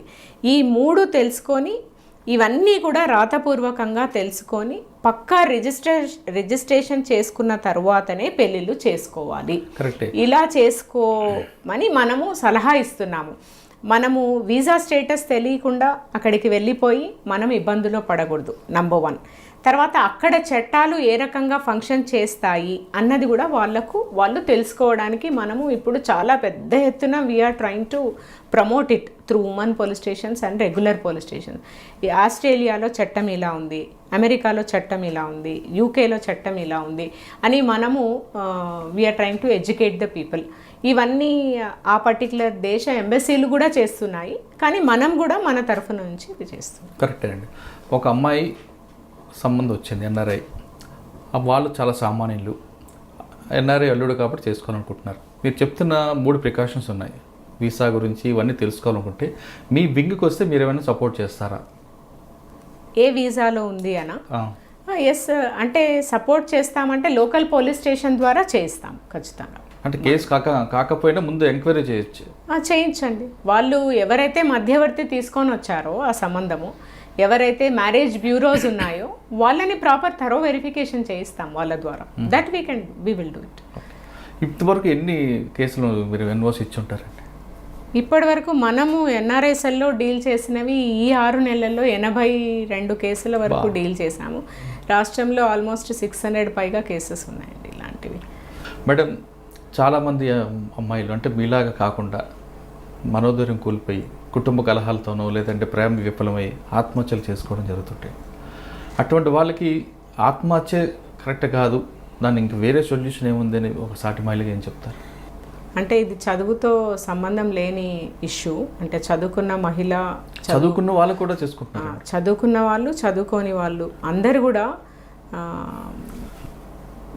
పరిస్థితులు ప్రభావం వల్ల, ఆ పరిస్థితులని ఎదుర్కొనే ధైర్యం లేకపోవడం వల్ల, ఆ ఎదుర్కొనే అనువైన వాతావరణం చుట్టూ లేకపోవడము, ఇవన్నీ అనుకొని ఆత్మహత్యలు చేసుకుంటున్నారు. వీటన్నిటికీ కారణము ఒకటి, నేను చిన్నప్పటి నుంచి కూడా ఏ వాతావరణంలో అయితే పుట్టి పెరుగుతున్నానో, ఏ వాతావరణంలో పుట్టి పెరిగినా I have right to live అని అనుకోవాలి, నాట్ రైట్ టు డై. ఆ రైట్ టు లివ్, ఆ right, this is a right which we have to, అంటే చాలా ధైర్యంగా, and it is a right which we have to understand. అంటే బయట ఉండి మనం ఎన్నైనా చెప్పొచ్చారు, కానీ అందులో దిగిన వాళ్ళకి ఆ బాధ తట్టుకోలేక ఆత్మహత్య చేసుకుంటామని చాలామంది చెప్తుంటారు. అంటే ఆత్మహత్య ప్రయత్నం చేసి బయటకు వచ్చిన వాళ్ళు ఎందుకు చేసుకున్నారంటే ఇదే క్వశ్చన్ చెప్తారు. బయట ఉండి ఎన్నెన్నో చెప్పొచ్చు, మీరు ఆ బాధ అనుభవించిన వాళ్ళు మేము కాబట్టి మేము చనిపోతే మా జీవితం మా ఇష్టం అంటుంటారు. మనము ఈ ఆత్మహత్యలని మనము అనలైజ్ చేస్తే లాంగ్ డ్రాన్ సమస్య కాదు. ఆ particular it is an emotional decision only. ఆ ఎమోషనల్ డెసిషన్ తీసుకునే ఆ పర్టికులర్ టైంలో, అంతేగాని మనకు ఎన్నో రోజుల నుంచి ఉన్న బాధకు ఇది ఒక పరిష్కారం అని అనుకోవడం, ఫస్ట్ ఆఫ్ ఆల్ అది అవివేకం. ఒకటి నేను అనుకోవడము, చాలా పెద్ద ఎత్తున సక్సెస్ఫుల్గా అలా చేసుకోవాలనుకొని బట్ బయటికి వచ్చిన వాళ్ళని మనం ప్రొజెక్ట్ చేయడం. నంబర్ 2, ప్రతి సమస్యకు పరిష్కారం ఉంటుంది అని భావించడం. 3, మన చుట్టూ మనకు చాలా బలమైన వాతావరణాన్ని మనమే క్రియేట్ చేసుకోవాలి. అంటే నాకు చాలా ఆర్థిక ఇబ్బందులు ఉన్నాయి, లేదంటే నన్ను ఎవరో హరాస్ చేస్తున్నారు, నాకు ఇంట్లో ఈ రకమైన ప్రాబ్లం ఉంది, లేకపోతే ఉద్యోగంలో ఈ రకమైన ప్రాబ్లం ఉంది, వ్యాపారంలో ఈ రకమైన ప్రాబ్లం ఉంది. ఆ సమస్యను గురించి చెప్పుకునే స్పేస్ని మనం వెతుక్కోవాలి. ఆ వెతుక్కునే క్రమంలో అది మన ఫ్రెండ్స్ కావచ్చు, మన బంధువులు కావచ్చు, అన్నింటికి మించి కుటుంబ వ్యవస్థ చాలా పటిష్టంగా ఉండేటట్లు ఒక మహిళ చూసుకోవాలి. మహిళ కావచ్చు, పురుషుడు కావచ్చు. కుటుంబ వ్యవస్థలో ఎప్పుడైతే వీక్ అవుతుందో ప్రాబబ్లీ ఇవన్నీ కూడా ఈ వీక్నెసెస్కి కారణమవుతుంది అండ్ ఈ దుర్బలమైన పరిస్థితులకు కారణమవుతుంది. ఈ కుటుంబ వ్యవస్థని స్ట్రాంగ్గా పెట్టుకుంటే సాధ్యమైనంత వరకు మనకు వచ్చే ఈ సమస్యలన్నీ ఎదుర్కోగలం అన్నది ఫస్ట్ థింగ్. అండ్ సెకండ్, మన ఎడ్యుకేషన్ ఏదైతే మనము ఎడ్యుకేషన్ ఇస్తున్నామో, లేదంటే నేను ఎడ్యుకేషన్ లేదు, ఒక అన్ఆర్గనైజ్డ్ సెక్టర్లో ఒక కూలీగా పనిచేస్తున్నాను, నేను రోజుకు ఒక 500 సంపాదించుకుంటాను అంటే 500 సంపాదించుకుంటున్నాను అంటేనే ఎకనామికలీ యు ఆర్ ఇండిపెండెంట్. నీ డబ్బు నువ్వు సంపాదించుకుంటున్నావు. మరి దాన్ని ఎంజాయ్ చేసి దాన్ని ఒక ధైర్యంగా మలుచుకునే అవకాశం మనము ప్రతి మనిషికి ఇవ్వాలి. అండ్ ఈ 3వది, కోరికలు. మన స్థాయికి తగ్గ కోరికలు ఉంటే ప్రాబబ్లీ ఇట్లాంటి దుర్భరమైన పరిస్థితులు రాకపోవచ్చు. And logical thinking. Police department విషయానికి వస్తే మనము ముఖ్యంగా ఆత్మహత్యలు పిల్లల్లో చూస్తున్నాము, యంగ్స్టర్స్లో చూస్తున్నాము, ఫైనాన్షియల్ ఇబ్బందుల వల్ల చూస్తున్నాము. పిల్లల్లో భారమైన చదువు దేనికి మార్కుల కోసమే అన్న ఒక భావనతో పెంపకం వల్ల. 2, చదువు అయితే చదువుతున్నాం కానీ ఆ చదువు మనకు ధైర్యాన్ని ఇవ్వలేకపోవడం, అంటే ధైర్యాన్ని ఇవ్వగలిగేలాంటి కరికులం మనకు లేకపోవడం. అండ్ 3, ప్రెషర్, సొసైటల్ ప్రెషర్, వాళ్ళలాగా నేను ఉండాలి అన్న ఒక ప్రెషర్. ఈ 3 ప్లస్ సేఫ్గా ఫీల్ కాని సిచ్యువేషన్స్లో కూడా ఆత్మహత్యలు జరుగుతున్నాయి. What we can address as police department is safety. ఆ సేఫ్టీ అన్నది ఒక కల్చర్ లాగా తీసుకెళ్ళినప్పుడే, ఇప్పుడు నేను టెక్స్ట్ బుక్లో ఎన్ని ఇచ్చినా కూడా ఆ టెక్స్ట్ బుక్లోది నేర్చుకున్నంత మాత్రాన ధైర్యం రాదు, దాన్ని నేను ప్రాక్టికల్గా చెయ్యాలి. ఇప్పుడు వెస్ట్రన్ సొసైటీస్లో చాలా చిన్న వయసు నుంచి ఏదైనా ప్రాబ్లం వస్తే నేను పోలీస్ని ఆర్ ఎమర్జెన్సీ నంబర్ని రీచ్ కావాలి అని నేర్పిస్తారు. అది మనము ఇక్కడ కల్చర్ లాగా తీసుకొని రావాల్సిన అవసరం ఉంది. అంటే there is somebody who will take care of me when I feel low, when I am in an unsafe situation. దాన్ని తీసుకొని రావాల్సిన బాధ్యత ఒక్క పోలీస్ డిపార్ట్మెంట్కే కాదు, ఎంటైర్ సమాజానికి ఉందని రెస్పాన్సిబిలిటీ. అంటే చాలామంది మీరు అన్నట్లుగా అమ్మాయిలు మొబైల్లో ఫుడ్ యాప్స్ ఉంటాయి, సినిమా యాప్స్ ఉంటాయి, కానీ సేఫ్టీ యాప్ పెట్టుకోరండి. సేఫ్టీ యాప్ పెట్టుకోవడానికి షీ టీమ్ని ఎలా అయితే ముందుకు తీసుకెళ్లారో సేఫ్టీ యాప్ని కూడా అదే రకంగా మీడియా,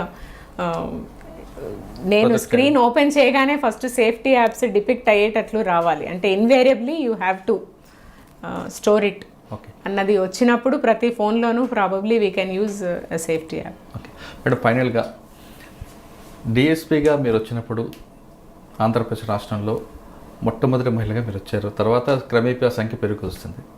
అంటే ఐపీఎస్ల తర్వాత కాకుండా నేను గ్రూప్ 1 ఆఫీసర్గా ఇప్పుడు ఒక డిఐజీకి వచ్చారు. మీలాగా డిపార్ట్మెంట్లోకి అందరూ ఉత్సాహంగా రావాలనుకుంటే వాళ్ళకి ఇచ్చే మెసేజ్, అదేవిధంగా ఆల్రెడీ డిపార్ట్మెంట్లో ఉన్న మహిళలకి మీరు ఇచ్చే మెసేజ్.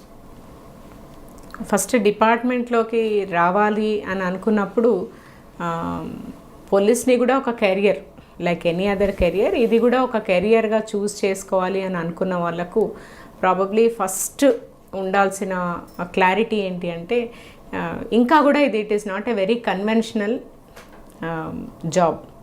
ఎందుకంటే మహిళగా మనము చేయవలసినవన్నీ చేస్తూనే మనం చాలా ధైర్యంగా ప్రొజెక్ట్ కావాలి, మనం చాలా ధైర్యమైన పనులు చేయాలి.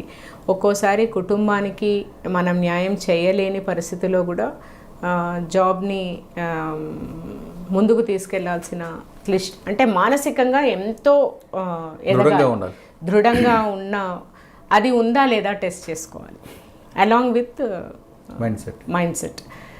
రెండు మంచి సక్కర్ సిస్టమ్ మన చుట్టూ ఉండాలి. As family we should have strong family with us. ఉందా లేదా అన్నది కాదు, అది ఉంచుకోగలిగిన సామర్థ్యం మనలో ఉండాలి, మన యాజ్ అ సపోర్ట్ సిస్టమ్. ఇవి ఉంటే I think police is like any other profession where we can do it successfully. Already డిపార్ట్మెంట్లో ఉన్న వాళ్ళకి మీరు ఇచ్చే మెసేజ్ ఏంటంటే, డిపార్ట్మెంట్లో ఎందుకంటే మీరు మీ ప్రొఫెషన్ టైంలోనే మంచి మంచి అచీవ్మెంట్ చేసుకుంటూ ఒక సీనియర్ ఆఫీసర్ సహకారంతో వచ్చారు. అందరికీ అటువంటి ప్లాట్ఫామ్ ఉంటుందని అనుకోం. మీకు అప్పుడున్న సిచ్యువేషన్ ఆ విధంగా క్రియేట్ తీసుకొచ్చింది. ఇప్పుడున్న వాళ్ళకి ఎలాంటి మెసేజ్ చేస్తారు? అంటే దీన్ని ఫస్ట్ నెగటివ్ మైండ్ సెట్తో డిపార్ట్మెంట్లోకి ఎంటర్ కాకూడదు, పాజిటివ్ మైండ్ సెట్తో ఎంటర్ కావడము నంబర్ 1. నంబర్ 2, ఆ మైండ్ సెట్తో ఎంటర్ అయిన తర్వాత నేను పురుషుల మధ్యలో ఉన్న స్త్రీని అని భావించకూడదు, అందరి మధ్యలో నేను ఒక ప్రొఫెషనల్ని అని భావించే ఇనిషియేటివ్ మనలో పెంపొందించుకొని ముందుకు వెళ్తే, అది వెళ్ళాలి అంటే అందరితో సమానంగా మనం ప్రతి పనికి ఇనిషియేటివ్ తీసుకోవాలి. ఆ ఇనిషియేటివ్ తీసుకోవడానికి కావాల్సింది లింగ భేదం కాదు, అంటే నేను పురుషుడా స్త్రీనా అన్నది కాదు. అది ఆ పర్టికులర్ పని చేయడానికి మనకు కావాల్సింది number 1 initiative. And number 2, yes ఖచ్చితంగా ఒక మగవాడి కంటే కూడా అమ్మాయికి కొన్ని విషయాల్లో పరిస్థితులు అనుకూలించకపోవచ్చు. ఆ అనుకూలించని టైంలో మాత్రమే మనము we have to act so smart that whatever is good for us we have to choose that. ఇప్పుడు ఒక ఉమెన్గా అడిగితే you should know how to balance your career. నేను ఎవ్రీ టైం ఇదే రకమైన జాబ్ చేస్తానను, ఇదే రకమైన పని చేస్తానను, ఇదే రకంగా ప్రొజెక్ట్ అవుతానను, ఇదే సమస్య ఎదుర్కొంటానను గ్యారంటీ లేదు. ఎట్లా అయితే ఒక పురుషుడు రకరకాల సమస్యల్ని ఎదుర్కొంటాడో మనం కూడా రకరకాల సమస్యల్ని ఎదుర్కొంటాము. ఏ రకమైన సమస్యలను ఎదుర్కొంటాము అన్నది క్షుణ్ణంగా తెలుసుకోవాలి.